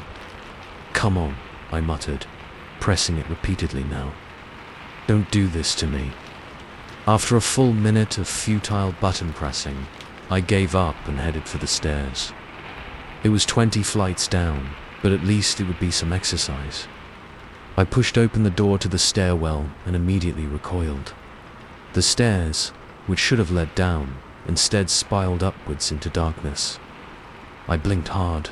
Sure, I must be seeing things. But when I looked again, the impossible staircase remained. "This isn't happening," I said aloud, my voice echoing strangely in the stairwell. "I'm dreaming." I fell asleep at my desk, that's all. But no matter how much I told myself, this wasn't real. My racing heart and sweaty palms suggested otherwise. This felt all too tangible to be a dream. I backed out of the stairwell, letting the door swing shut. Okay, I thought. The elevators aren't working, the stairs are wrong. There has to be another way out. I made my way through the office, heading for the fire escape I knew was on the other side of the building. As I walked, I noticed more things that were off. The cubicles seemed to shift when I wasn't looking directly at them. The few plants scattered around the office looked wilted and grey, as if they'd been dead for years rather than the lush greenery I'd seen just hours ago. When I reached the fire escape, my heart sank. The window was gone, replaced by a solid wall with a large mirror. And in that mirror, I saw something that made my blood run cold. It was me, but not me. This version of Alex Chun was smiling, a wide, unnatural grin that stretched too far across his face. And his eyes. They were completely black, like empty voids. I stumbled backward, tripping over a chair and landing hard on the floor. When I looked up, the mirror was normal again, showing only my terrified reflection. That's when I heard it. Footsteps, coming from every direction at once, and voices. My voice, multiplied 100-fold, all talking at once, in a cacophony that made my head spin. I scrambled to my feet and ran, no destination in mind, just a blind need to get away. I burst through the door to the reception area, intending to make for the main entrance. But I skidded to a halt, my heart leaping into my throat. The lobby was filled with people. Dozens, maybe hundreds of them, all pressed against the glass doors and windows. And every single one of them had my face. They weren't exact copies. Some looked older, some younger. Some wore suits, others casual clothes. But the features were unmistakably mine, and they were all staring at me with those terrible, void-like eyes. I backed away, my mind reeling. This couldn't be happening. It wasn't possible. I turned and ran back into the office, no longer caring about escape, just wanting to get away from those staring eyes. I ducked into a conference room, slamming the door behind me and leaning against it, gasping for breath. "What's happening to me?" I whispered, sliding down to sit on the floor. "Am I going crazy?" "Not crazy," a voice said, making me jump. "Just awakening." I looked up to see another version of myself sitting at the conference table. This one looked exactly like me, down to the wrinkled shirt and dark circles under his eyes. The only difference was the calm, almost pitying expression on his face. "Who? What are you?" I managed to ask, my voice shaking. "He," I smiled sadly. "I'm you, Alex. Or rather, one version of you. One possibility I don't understand." "Of course you don't." "Not yet." He stood up, walking around the table towards me.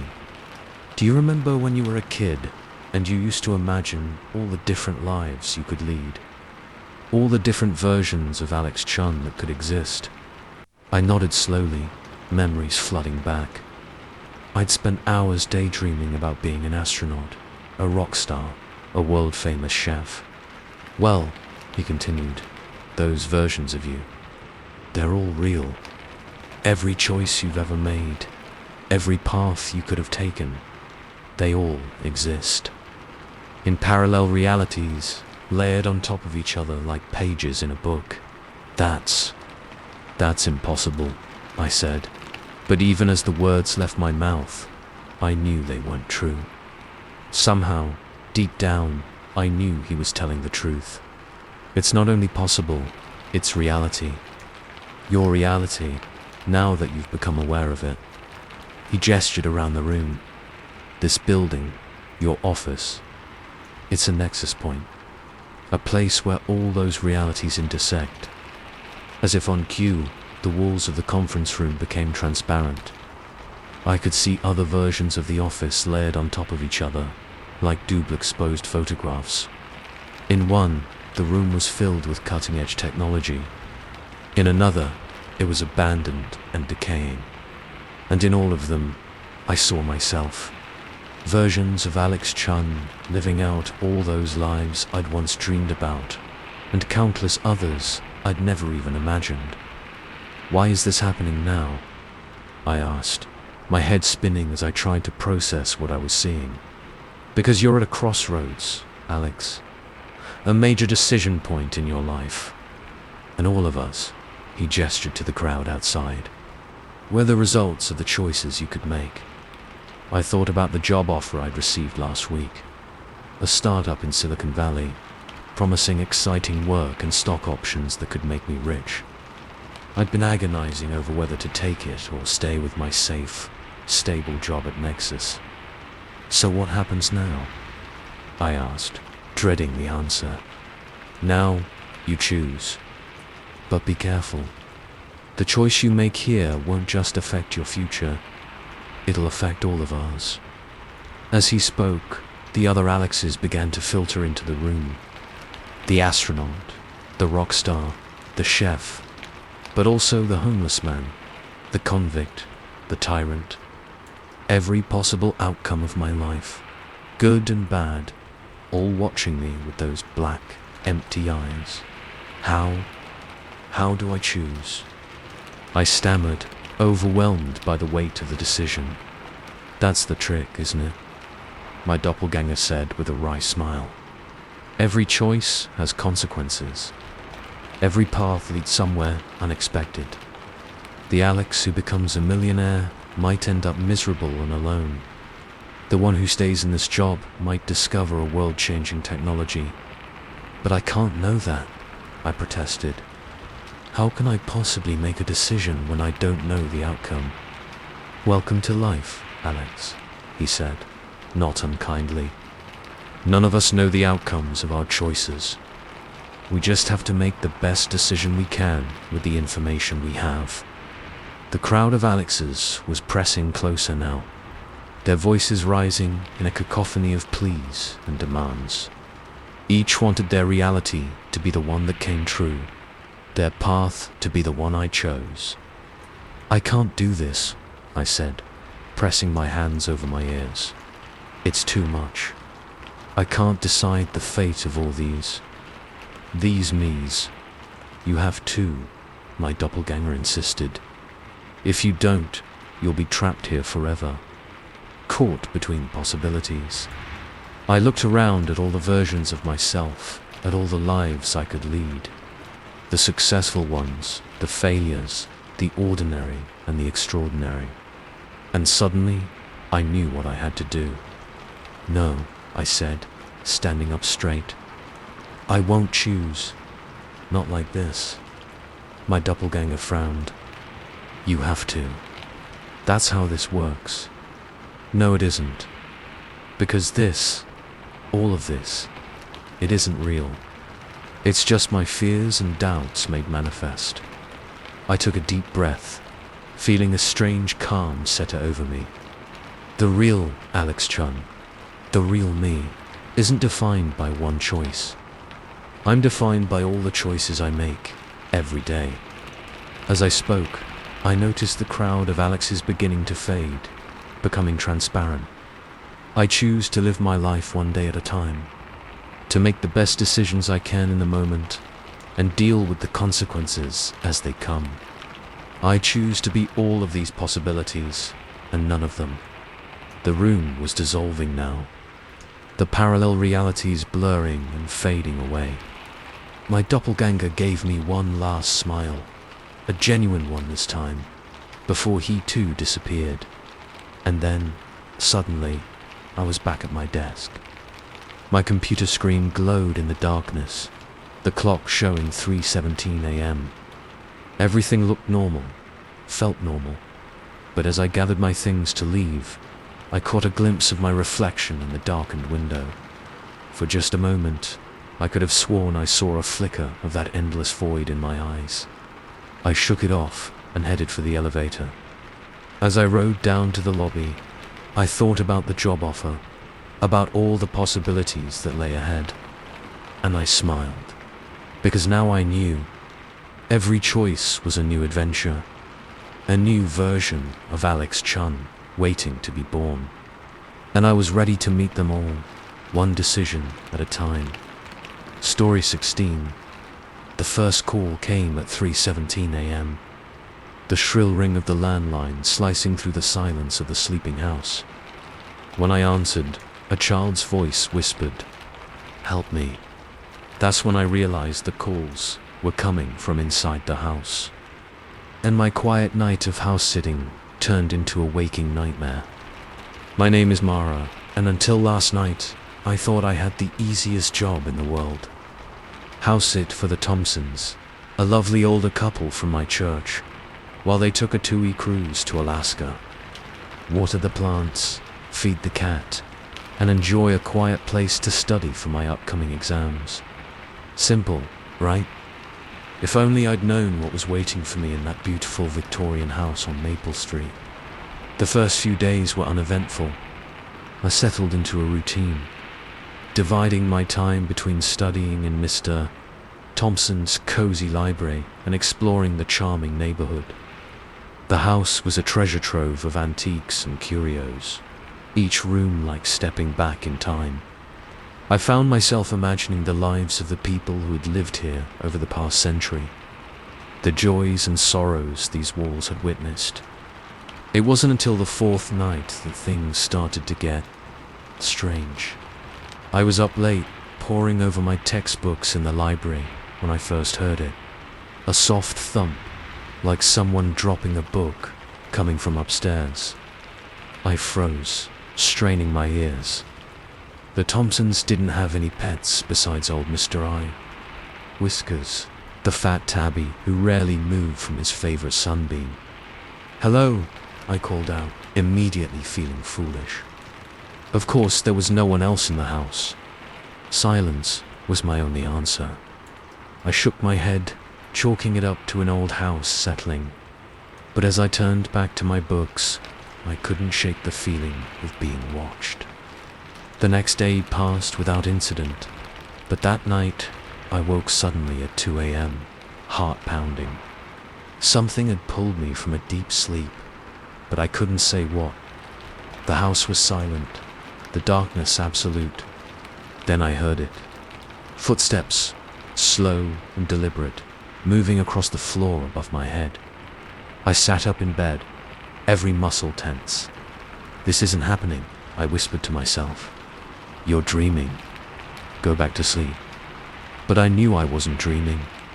The footsteps were too real to present. They moved from one end of the upstairs hallway to the other, then stopped right above my room. I held my breath, waiting for, I don't know what. Another sound. A ghost to float through the ceiling. Anything, instead. The ancient landline phone on my bedside table rang, its bell impossibly loud in the silent house.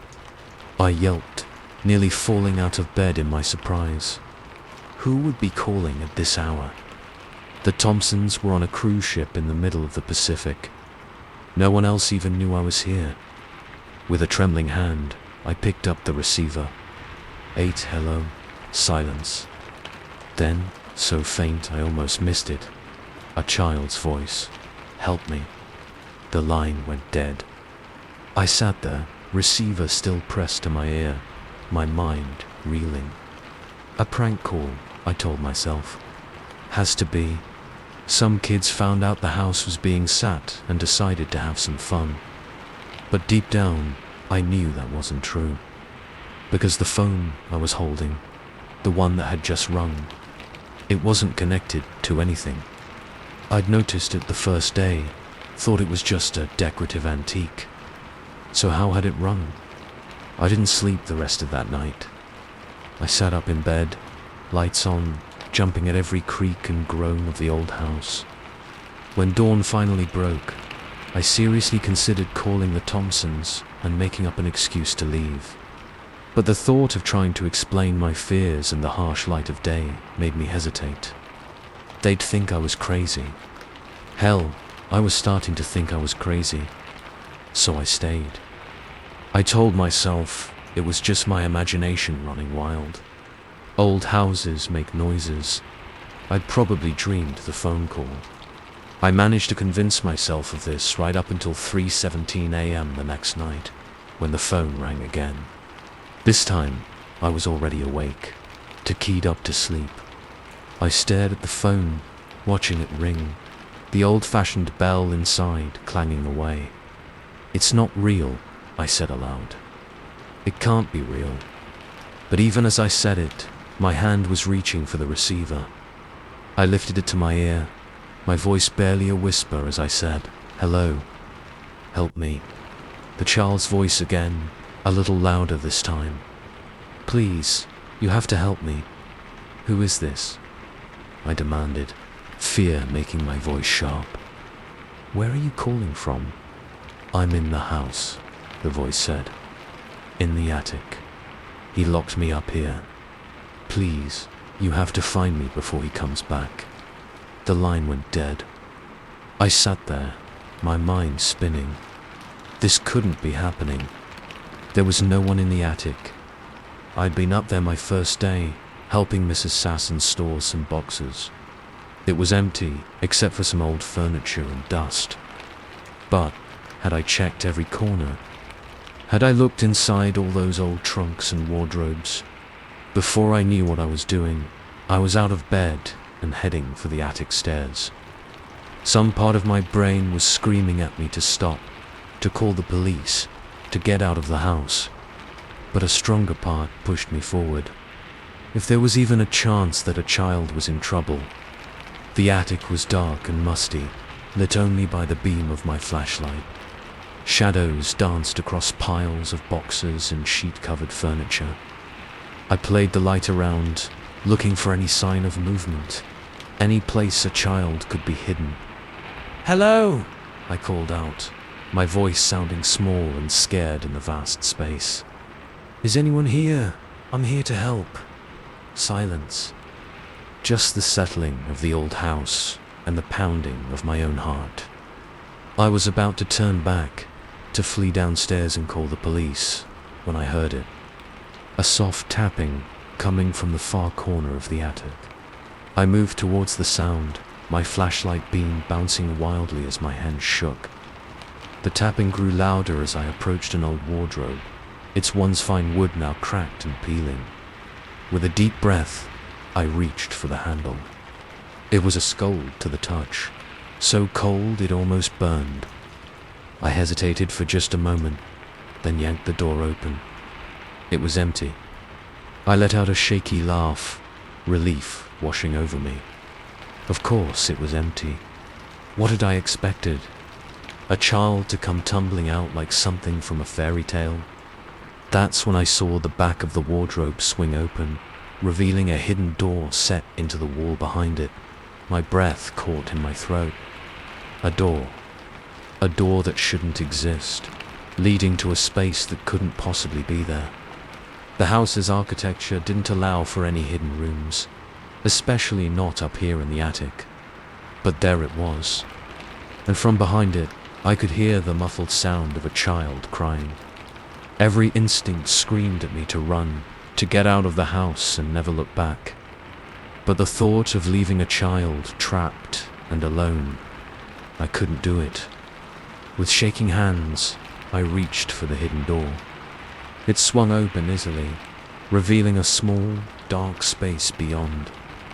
And there, huddled in the corner, was a little girl.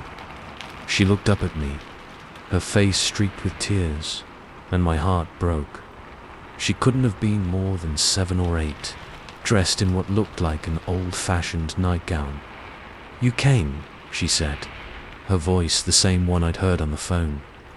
"You found me." I knelt down, reaching out to her. "It's okay," I said, trying to keep my voice calm. "You're safe now. Let's get you out of here." But as my hand neared her, she flickered. Like an image on an old TV, her form seemed to waver and distort. And in that moment, I saw through her, saw the empty space where a solid little girl should have been. I scrambled backward, a scream caught in my throat. The girl, the ghost, looked at me with sad eyes. "You can't help me," she said. "No one can. I'm trapped here forever." "Who?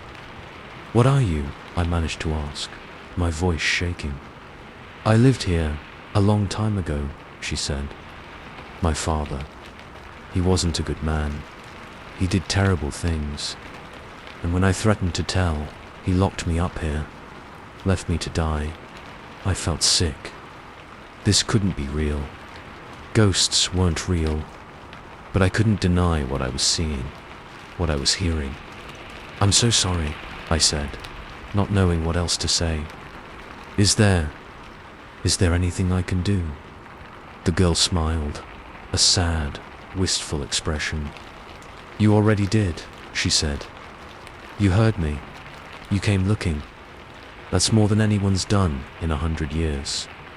She began to fade, her form becoming more transparent by the second. "Thank you," she whispered, and then she was gone. I don't remember how I got back to my room. The next thing I knew, I was sitting on the bed, sunlight streaming through the windows. Had it all been a dream? But when I went up to the attic later that day, the hidden door was still there. And behind it, I found a small skeleton curled up in the corner. I called the police, of course. They took the bones away, launched an investigation.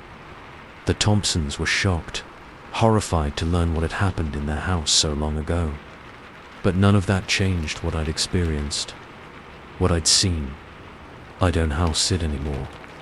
I can't bring myself to sleep in strange houses, always wondering what secrets might be hiding behind the walls. But sometimes, late at night, I think I hear a faint voice calling for help, and I wonder how many other lost souls are out there, just waiting for someone to listen. Story 17. The first cryptic message appeared scrawled on the CEO's whiteboard. The void hungers. I laughed it off as a prank. But as I made my rounds through the empty office building, each floor revealed new, increasingly personal notes. By the time I found the final message, "Look behind you, Jake, I realized this night shift might be my last.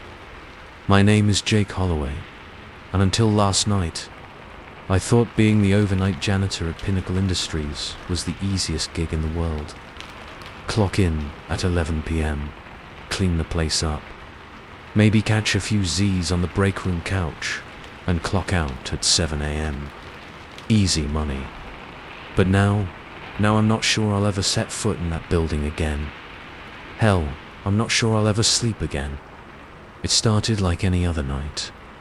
I arrived just before 11, nodding to the security guard as I badged in. The lobby was quiet, the fountain in the center turned off for the night. My footsteps echoed off the marble floors as I made my way to the janitor's closet to grab my cart. The first few floors were uneventful. I vacuumed carpets, wiped down surfaces, and emptied trash cans, all while listening to my favorite true crime podcast. It wasn't until I reached the executive floor that things started to get weird. I noticed it as soon as I stepped off the elevator. There was a smell in the air, something acrid and unpleasant that I couldn't quite place. I wrinkled my nose, making a mental note to check the break room fridge for any forgotten lunches. As I pushed my cart down the hall towards the CEO's office, I felt the hairs on the back of my neck stand up. It felt like someone was watching me, which was ridiculous. I was the only one here. I shook off the feeling and entered the CEO's office, flicking on the lights. Everything looked normal at first glance. Plush carpets, expensive artwork on the walls, a desk that probably cost more than my yearly salary. But as I moved to empty the trash can, I noticed something on the whiteboard. There, written in red marker, were the words, "The void hungers." I stared at it for a long moment, trying to make sense of what I was seeing. Was this some kind of corporate slogan I hadn't heard about? A joke from a late working executive? Weird, I muttered, reaching for the eraser. But as my hand got close to the board, I hesitated. Something about those words made me uneasy. In the end, I left it there. Let the CEO deal with it in the morning. I finished up the office and moved on, trying to shake off the lingering sense of unease. But as I worked my way through the rest of the floor, I kept finding more messages. In the conference room, they watch from the shadows. On a sticky note in HR, "Your dreams are not your own." Scrawled on the bathroom mirror, "We've been waiting for you, Jake." That last one made my blood run cold. How did they know my name? And who were they? I tried to rationalize it. Maybe someone had noticed me cleaning and decided to play a prank. Or maybe I was more tired than I thought, and my mind was playing tricks on me. But as I moved down to the next floor, things only got stranger. The messages became more frequent, more personal. They mentioned things about my life that no one at Pinnacle should know. My childhood dog's name, the street I grew up on, the name of my first crush. By the time I reached the 20th floor, I was a nervous wreck. My hands shook as I pushed the cleaning cart, and every shadow seemed to hide some lurking threat. I wanted nothing more than to run out of the building and never come back, but something kept me going. A need to understand what was happening, to find some rational explanation for the inexplicable. That's when I saw it. A trail of what looked like black ink, leading from the elevator to one of the corner offices. It glistened in the dim emergency lighting, and as I got closer, I realized with dawning horror that it wasn't ink at all. It was too thick, too dark. It looked like blood. Every instinct screamed at me to turn back, to run for the exit and call the police. But my body seemed to move of its own accord, following the trail to the office door. It was slightly ajar, a faint, pulsing light spilling out from inside. As I pushed it open, the acrid smell from earlier hit me full force, making my eyes water. The office was in chaos. Papers were strewn everywhere, furniture overturned. And there, on the far wall, was a sight that would haunt me for the rest of my days. It looked like a tear in reality itself, a jagged, pulsing rift that seemed to lead into an endless void. Tendrils of darkness writhed around its edges, reaching out into the room. And floating in front of it, suspended in mid-air, was a glowing, red orb about the size of a basketball. I stood frozen in the doorway, my mind struggling to process what I was seeing. This couldn't be real. Things like this didn't happen in real life. They happened in movies, in books, not in ordinary office buildings, to ordinary janitors like me. As I watched, paralyzed with fear, one of the dark tendrils reached out and touched the red orb. A high-pitched whine filled the air, and the orb pulsed brightly. And then, impossibly, it spoke. "Jake Holloway," it said, its voice a chorus of whispers that seemed to come from everywhere and nowhere at once. "We've been waiting for you." I tried to speak, but no words would come. My throat felt tight, constricted with terror. "Don't be afraid," the voice continued. "We mean you no harm. We simply need your help. My help," I finally managed to croak out. "What are you? What do you want?" The orb pulsed again, the light casting grotesque shadows around the room. "We are the Watchers," it said. "We exist between realities, observing all possible timelines. And we've chosen you, Jake, to be our emissary." I shook my head, backing away. No, this isn't real. I'm dreaming. I have to be dreaming. This is very real, Jake, and very important. The fabric between worlds is thinning. Soon, the void will break through, consuming everything in its path. Only you can prevent this. Me? I laughed, the sound tinged with hysteria. "I'm nobody. I'm just a janitor. How could I possibly stop? Whatever this is." The tendrils reached out further, almost caressing the air around me. "You are far more than just a janitor, Jake. You have a power within you, a potential you've never realized. We can help you unlock it, but you must be willing." I wanted to run, to wake up from this nightmare and go back to my simple, normal life. But something held me in place. A curiosity, a hunger for something more than the mundane existence I'd always known.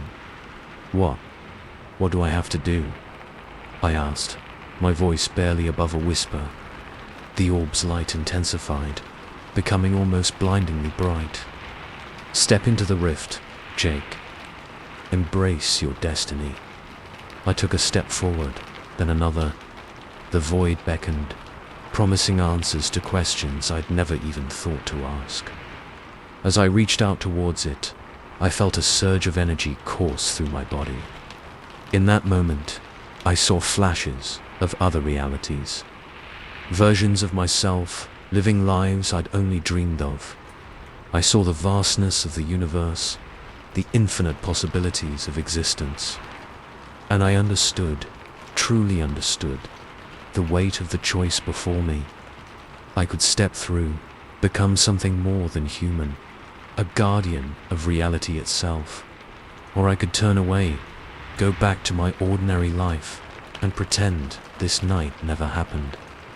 As my fingers brushed the edge of the rift, time seemed to stand still. In that frozen moment, I made my choice. I stepped back. No, I said, surprised at the strength in my voice. I don't know what you are or what you want, but I know this isn't right. This isn't my destiny. The orb's light flickered, the whispers turning angry. You fool. You don't understand what you're rejecting. Maybe not, I said, continuing to back away. But I understand that anything that has to trick and manipulate people can't be good. Whatever you are, whatever you want, find someone else to be your emissary. The tendrils lashed out, trying to grab me, but I was already running. I burst out of the office and sprinted for the stairs, not daring to look back. I took the steps 3 at a time, my heart pounding in my ears. I didn't stop running until I was out of the building and halfway down the block. Only then did I pause, gasping for breath, to look back at Pinnacle Industries. The building looked normal, no sign of the otherworldly horror I'd just escaped. As I stood there, trying to make sense of what had just happened, my phone buzzed in my pocket. A text message from an unknown number. You can't run forever, Jake. The void always hungers. I deleted the message, then the app, then turned off my phone entirely. Whatever was going on, whatever had almost happened in that office, I wanted no part of it. I started walking, no particular destination in mind. The city was waking up around me, people heading to work, cafes opening their doors. Normal, everyday life, continuing as if the very fabric of reality hadn't almost been torn apart. As the sun rose, painting the sky in shades of pink and gold, I made a decision. I was done with night shifts, done with empty buildings and strange messages. Maybe I'd go back to school, or travel, or try to write that novel I'd always talked about. Whatever I did, it would be my choice. My destiny, not one forced upon me by some interdimensional beings. But as I walked, I couldn't shake the feeling that this wasn't over. That somewhere, in the spaces between moments, in the shadows between streetlights, the Watchers were still there, still waiting, still hungry. And I knew, with a certainty that chilled me to my core, that one day they would return. And when they did, I would have to be ready. Because the void, as they said, always hungers. And now, for better or worse, I knew it was out there, watching, waiting, and I was the only one who knew the truth. Story 18. The beam of my headlamp flickered, its dying light barely penetrating the oppressive darkness of the cave. As the whispers grew louder, echoing from unseen corners, I realized with mounting dread that I wasn't alone in this underground labyrinth. And whatever was down here with me, it wasn't human. My name is Samantha Hayes, and I've been exploring caves since I was old enough to hold a flashlight. I thought I'd seen it all. Tight squeezes, underwater passages, even the occasional bat colony. But nothing could have prepared me for what I encountered in the Hollow Ridge cave system. It was supposed to be a routine solo expedition. I'd mapped out most of the known passages over the past few months, but there was one section that had always eluded me. A narrow fissure, barely visible unless you knew exactly where to look, promised to lead to an unexplored area of the cave. I arrived at the cave entrance just as the sun was setting, the golden light painting the limestone cliffs in warm hues. As I double-checked my gear, helmet, headlamp, backup lights, water, protein bars, first aid kit, I felt the familiar thrill of anticipation. There's nothing quite like the feeling of stepping into the unknown, of being the first person to see what lies beneath the Earth's surface. If only I'd known what was waiting for me down there. The first few hours were uneventful. I made my way through the familiar passages, the beam of my headlamp illuminating the fantastic rock formations. Stalactites hung from the ceiling like nature's chandeliers. while stalagmites reached up from the floor, yearning to meet their counterparts. As I approached the unexplored section, I had to crawl on my stomach through a tight passage, the rough stones scraping against my back. It was claustrophobic, but I'd been through tighter spots. Finally, after what felt like an eternity of inching forward, the passage opened up into a large chamber. I stood up, brushing dust from my clothes, and shone my light around the cavern. My breath caught in my throat. It was beautiful. The walls glittered with mineral deposits, reflecting my light in a dazzling display. An underground stream trickled across the far side of the chamber, its gentle sound echoing off the walls. But it was the far wall that really caught my attention. There, barely visible in the shadows, was an opening. Another passage, one that wasn't on any of my maps. I approached it cautiously, my excitement tempered by years of experience. Cave exploration is dangerous, and an unmapped passage could hide any number of hazards. Unstable rocks, sudden drops, even pockets of bad air. As I got closer, I noticed something odd about the opening. The eddies were too smooth, too regular to be natural. It looked almost carved. A chill ran down my spine. This deep in the cave system, miles from the nearest entrance, there shouldn't be any signs of human activity. Yet here was clear evidence that someone or something had been here before. I hesitated at the entrance to the passage, my instincts screaming at me to turn back, but curiosity won out. I'd come this far, and the promise of discovery was too strong to resist. I stepped into the passage, and that's when things started to get weird. The temperature dropped noticeably, my breath forming small clouds in front of my face. The walls here were different, smooth, almost polished, with strange symbols carved at regular intervals. They didn't look like any language I'd ever seen, all harsh angles and curved lines that hurt my eyes to look at directly. As I moved deeper into the passage, I began to hear something. At first, I thought it was just the sound of water or the wind finding its way through some unseen crack. But as I listened more closely, I realized it was. Whispers, faint, barely audible, but definitely there. A susurrus of voices, speaking in a language I couldn't understand. I froze, my heart pounding in my chest. "Hello," I called out, my voice sounding small and scared in the vast darkness. "Is someone there?" The whispers stopped abruptly. For a moment, there was only silence. Then a response came, not in words, but in a feeling. A sense of awareness, of something ancient and vast turning its attention towards me. I stumbled backward, suddenly desperate to get out of this unnatural passage. But as I turned to retrace my steps, I realized with growing horror that the way I'd come was gone. Where there should have been an opening was now smooth, unbroken stone. Panic clawed at my throat. This wasn't possible. Caves don't just change like this. I pressed my hands against the wall where the opening should have been, searching for any crack or seam, but there was nothing. That's when my headlamp began to flicker. "No, no, no," I muttered, tapping it frantically. I always carried backup lights, but the thought of being plunged into total darkness in this place filled me with dread. The whispers returned, louder now. They seemed to be coming from everywhere and nowhere at once, filling the passage with their eerie song. And with them came a smell, musty and ancient, like old books and decay. My headlamp gave one last valiant effort, then died completely. I was plunged into a darkness so absolute it felt like a physical presence pressing against my eyes. With shaking hands, I reached for my backup light.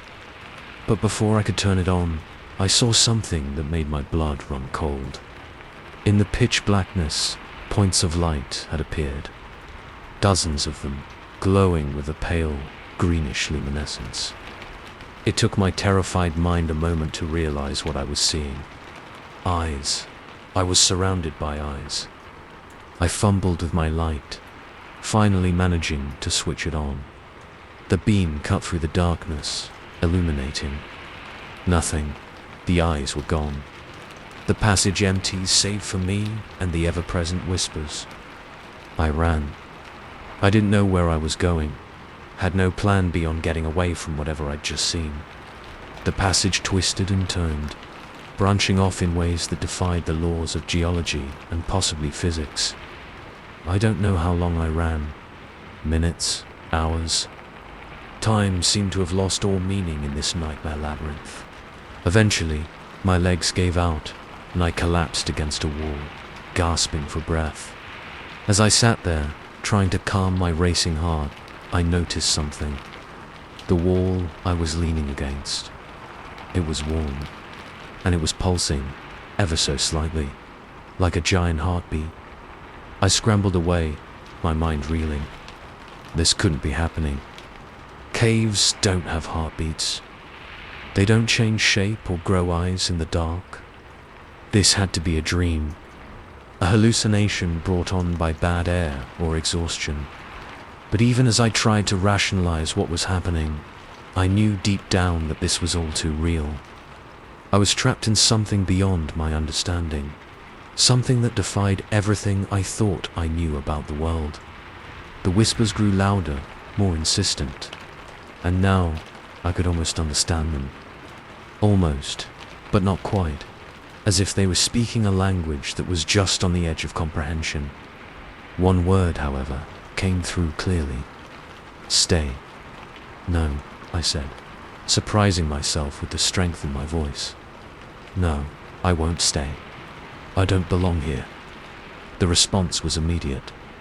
The ground beneath me began to shake, small stones raining down from the ceiling.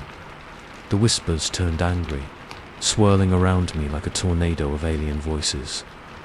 I ran again, no destination in mind, just a blind need to escape. Passages appeared and disappeared around me, the cave reshaping itself with every step I took. Just when I thought I couldn't go on, when I was ready to collapse and give in to whatever fate awaited me in this impossible place, I saw it. A glimmer of natural light, so faint I almost missed it. With a final burst of energy, I sprinted towards it. The whispers rose to a fever pitch, the very air seeming to try and hold me back. But I pushed through, clawing my way towards that promise of freedom. I burst out of the cave entrance, tumbling onto the forest floor.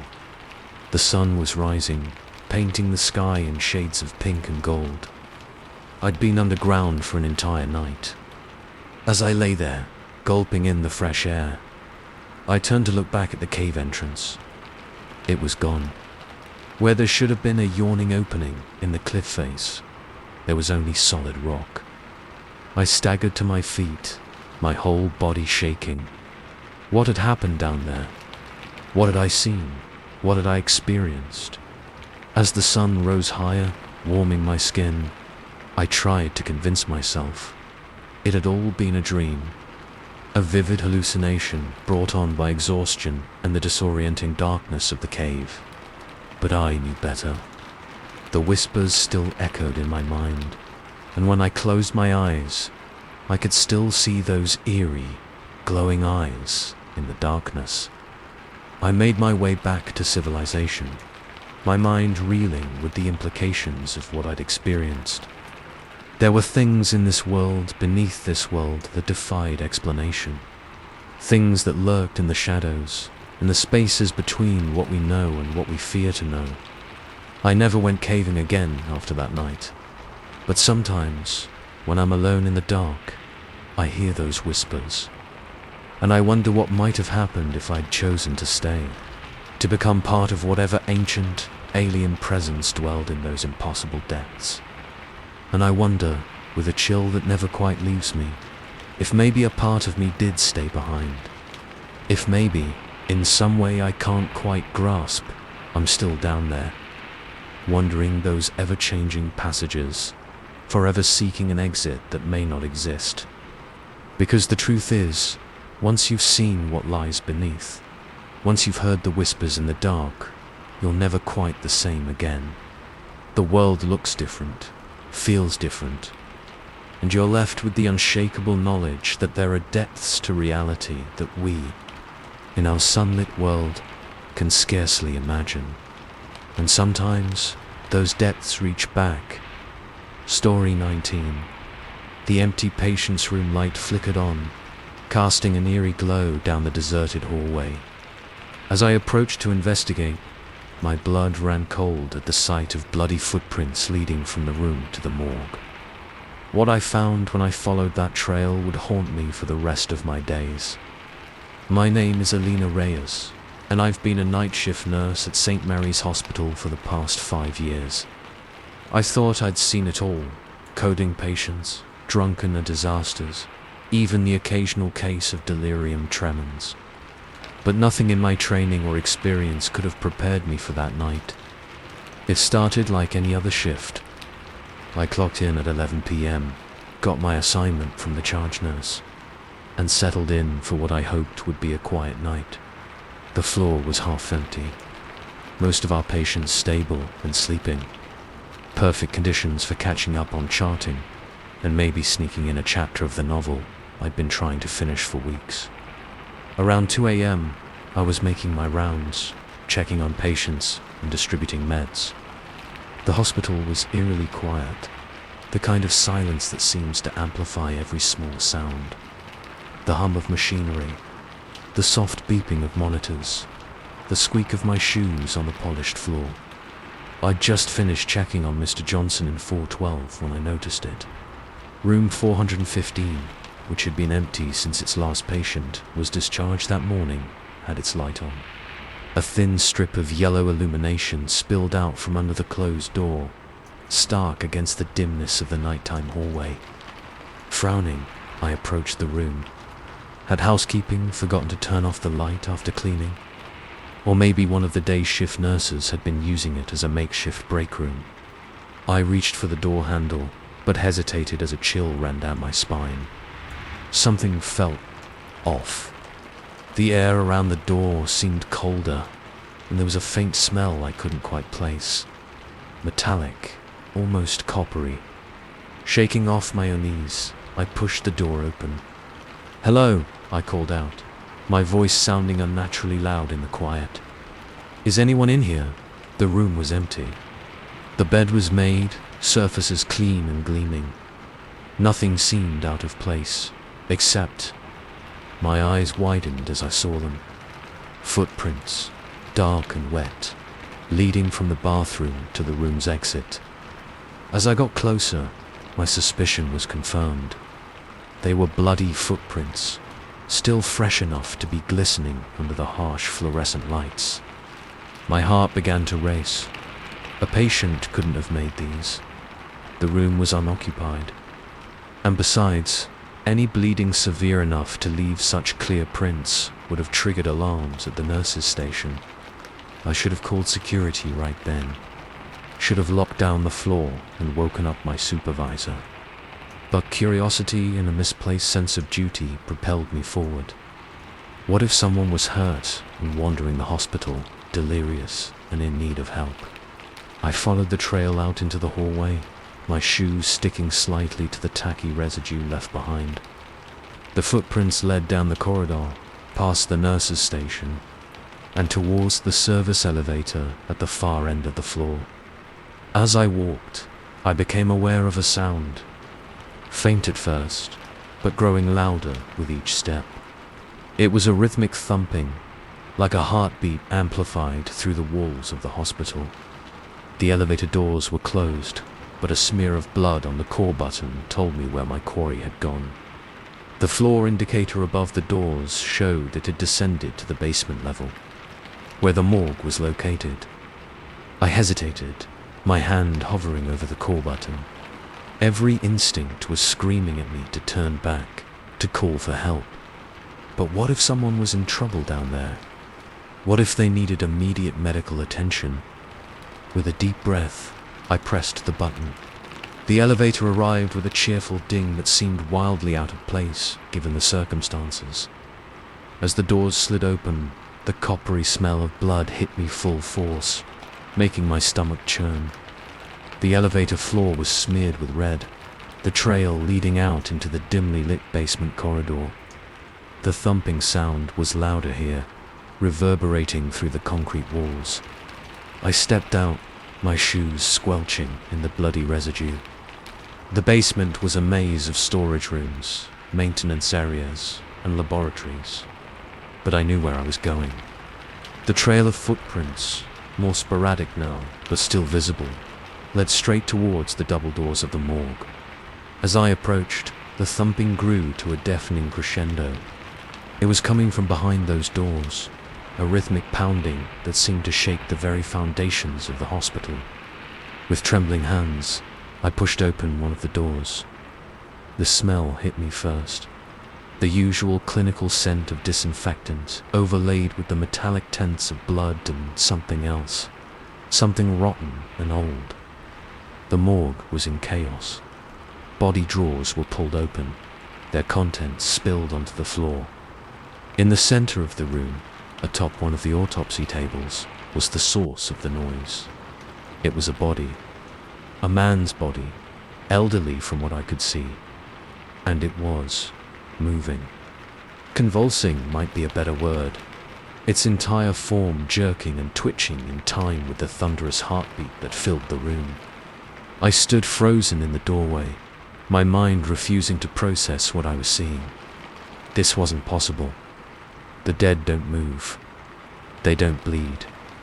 They don't have heartbeats that shake the walls. As I watched, horrified, the body's movements became more violent. Its back arched, bones cracking audibly, as they bent in ways the human form was never meant to. And then, with a sound like tearing fabric, its chest burst open. I screamed, the sound lost in the cacophony of the pounding heartbeat.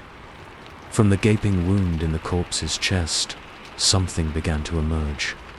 It was dark, glistening, and moved with a terrible alien grace.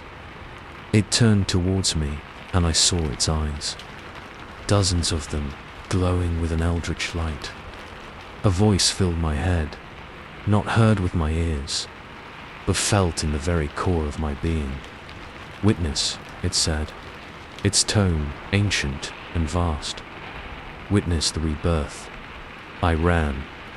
Blind panic propelled me back to the elevator, my feet slipping in the blood that now seemed to be everywhere. I punched the button for the ground floor repeatedly, irrationally afraid that the thing in the morgue was right behind me. As the elevator ascended, I tried to make sense of what I'd seen. It had to be a hallucination, right? Maybe I'd been exposed to something, some kind of toxic gas that was causing vivid waking nightmares. But as the doors opened onto the main floor, I knew it wasn't a hallucination. Because there, in the lobby, chaos reigned. Patients, visitors, and staff were running in all directions. Their screams mixing with the still audible thumping from below. And emerging from every shadow, every dark corner, were things. Creatures that defied description, all tentacles and eyes and glistening black skin. I stood there, frozen in horror, as one of the creatures seized a fleeing doctor. It enveloped him, and before my eyes, the man's body began to twist and change, becoming something no longer human. A hand grabbed my arm, and I whirled, ready to fight. But it was just Sarah, one of the ER nurses. Her face was pale, eyes wide with terror. "Alina," she gasped. "We have to get out of here now." I nodded, unable to form words. Together, we ran for the emergency exit, dodging panicked people and the reaching tentacles of the invading horrors. We burst out into the parking lot, the cool night air a shock after the heated chaos inside. All around us, car alarms were blaring, and in the distance, I could hear sirens approaching. What's happening? I managed to ask as we ran towards Sarah's car. What were those things? Sarah shook her head, fumbling with her keys. I don't know, but it's not just here. Look, she pointed, and I turned to see the city skyline. Plumes of smoke were rising from multiple locations, and strange lights pulsed in the clouds above. The infection, invasion, whatever it was, it had already spread beyond the hospital. As we sped away from St. Mary's, I couldn't shake the memory of that voice in my head. Witness the rebirth, it had said. But rebirth of what? I didn't know then, and I'm not sure I know now. It's been 3 days since that night. The city is in quarantine, the military has moved in, and the news is full of conflicting reports about terrorist attacks and mass hallucinations. But I know what I saw. I know what's really happening. Something ancient has awakened. Something that's been waiting in the spaces between life and death. And now that it's here, now that it's spreading, I fear there's no going back. The world as we knew it ended that night in the hospital morgue. And whatever's coming next, whatever new world is being born from the chaos and terror, I'm not sure humanity has a place in it. All we can do now is witness. Witness and hope that when the rebirth is complete, there's something left of us to survive it. But as I sit here in this makeshift shelter, listening to the distant sounds of combat and the inhuman shrieks that pierce the night, I can't help but wonder, are we fighting the end of the world, or simply the labor pains of a new one? And if it's the latter, what kind of monstrous future are we about to be born into? Story 20. The moment I noticed the door to the supply cage wide open, I knew something was terribly wrong. As the footsteps in the attic grew louder, I realized with mounting horror that I wasn't alone in this house. And whatever was up there had been watching me all along. My name is Zoe, and until tonight, I thought house-sitting for the Andersons was the easiest money I'd ever made. A week in a beautiful Victorian mansion, with nothing to do but water some plants and feed their cat Whiskers. It was a dream gig for a broke college student like me. If only I'd known what was waiting for me behind these elegant walls. The first few days were uneventful. I spent my time exploring the house, marveling at the antique furniture and the shelves lined with leather-bound books. The Andersons were history professors, and their home was like a museum of curiosities from around the world. It wasn't until the third night that things started to get strange. I was up late, curled up in the library with one of Mr. Anson's books on ancient mythology when I heard it. A soft thump, like something heavy being dropped, coming from upstairs. I froze, straining my ears. Whiskers was asleep on my lap, so it couldn't be him. "Hello," I called out, immediately feeling foolish. Of course, there was no one else in the house. Silence was my only answer. I shook my head, chalking it up to an old house settling. But as I turned back to my book, I couldn't shake the feeling of being watched.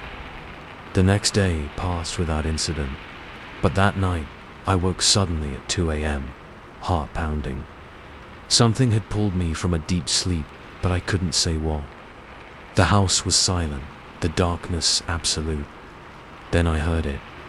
Footsteps, slow and deliberate, moving across the floor above my head.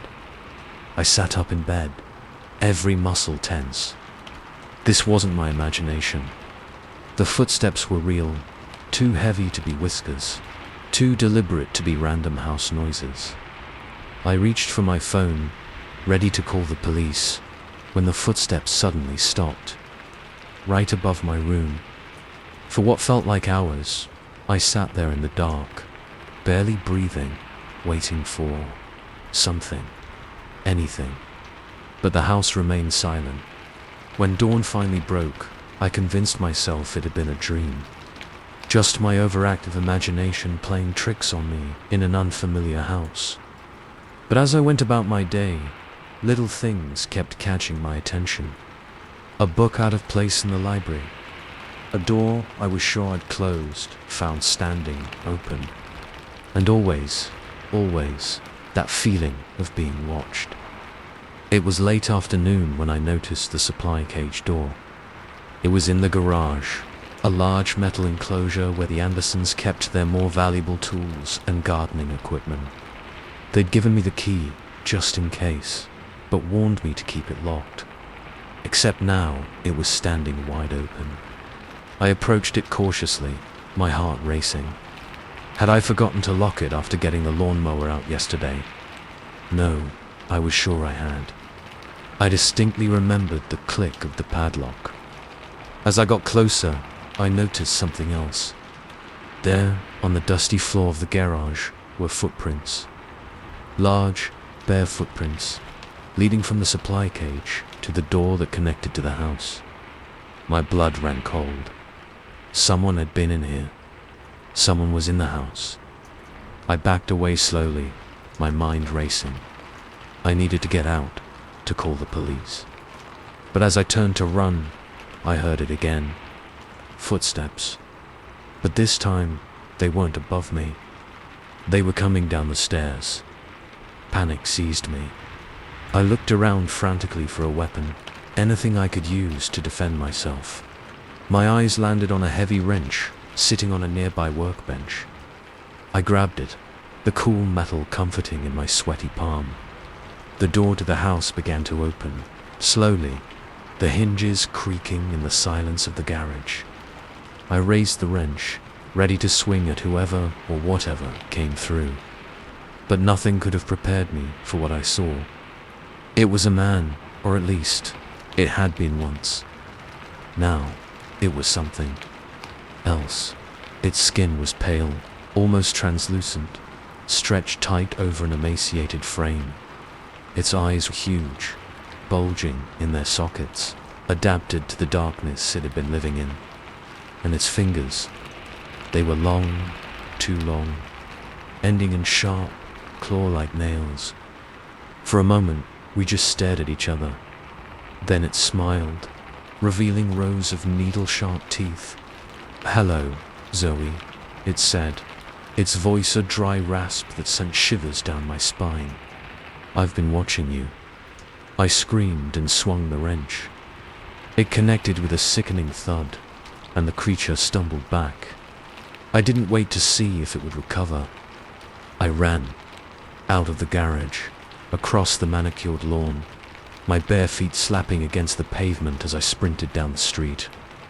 I didn't stop until I reached the end of the block, gasping for air, my legs shaking.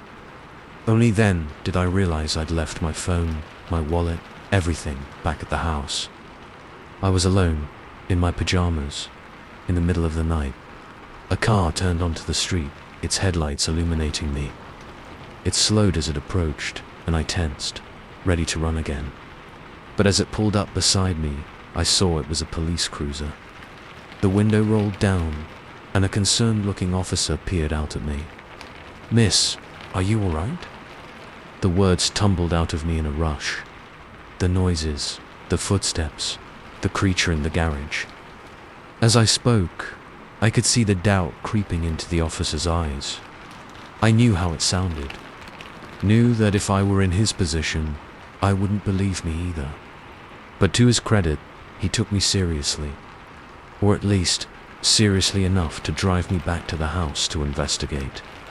As we pulled up to the Andersons' home, everything looked normal, peaceful, even. The officer did a thorough search of the house and garage, but found nothing out of place. No sign of forced entry, no mysterious footprints, no pale, inhuman squatter. "Look," the officer said gently as we stood in the driveway. "I understand you've had a scare, but there's no one here. The house is secure.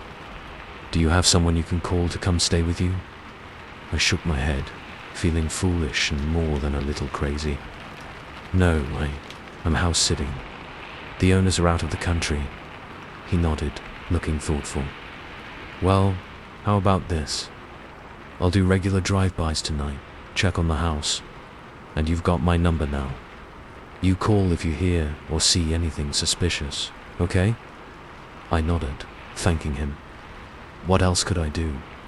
I couldn't exactly abandon the house, leave Whiskers alone. And where would I go, anyway? So I went back inside, double-checking every lock, every window. I turned on every light in the house, grabbed the largest knife from the kitchen, and settled in for a long, sleepless night. Hours passed. The house remained quiet. No footsteps, no strange noises, just the normal sounds of an old home at night. As dawn approached, I began to relax. Maybe it had all been in my head after all. Stress, lack of sleep, an overactive imagination. I must have dozed off at some point, because the next thing I knew, I was waking up to bright sunlight streaming through the windows. I stretched, wincing at the crick in my neck from sleeping on the couch. That's when I saw it. A piece of paper on the coffee table that hadn't been there before. With trembling hands, I picked it up. In a spidery, old-fashioned script, it read, "I'm still here, Zoe. I'm always here. These walls are my home, and now they're yours too. Forever." I dropped the note, my heart pounding. My eyes darted around the room, seeing it with new understanding. The walls weren't just walls. They were hiding places, pathways for something that had made this house its hunting ground. I ran for the front door, no longer caring about my responsibilities or my things. But as I reached for the handle, I heard a soft laugh behind me. A dry, rasping chuckle that seemed to come from inside the very walls. "Welcome home, Zoe," the voice said. "We're going to have so much fun together." I yanked the door open and burst out into the sunlight, running as fast as my legs could carry me. But even as I fled down the street, I couldn't shake the feeling that it wasn't over. That somehow, some way, the watcher in the walls would find me again. Because now I knew the truth. Some houses aren't just buildings. Some are living things, with appetites all their own. And the Anderson house had gotten a taste of me. I don't think it's going to let me go that easily. So I run, and I hide, and I pray that I'm wrong. But in the quiet moments, in the shadows of my room at night, I swear I can still hear it. That dry, rasping laugh. That whispered promise. "Welcome home, Zoe. Welcome home."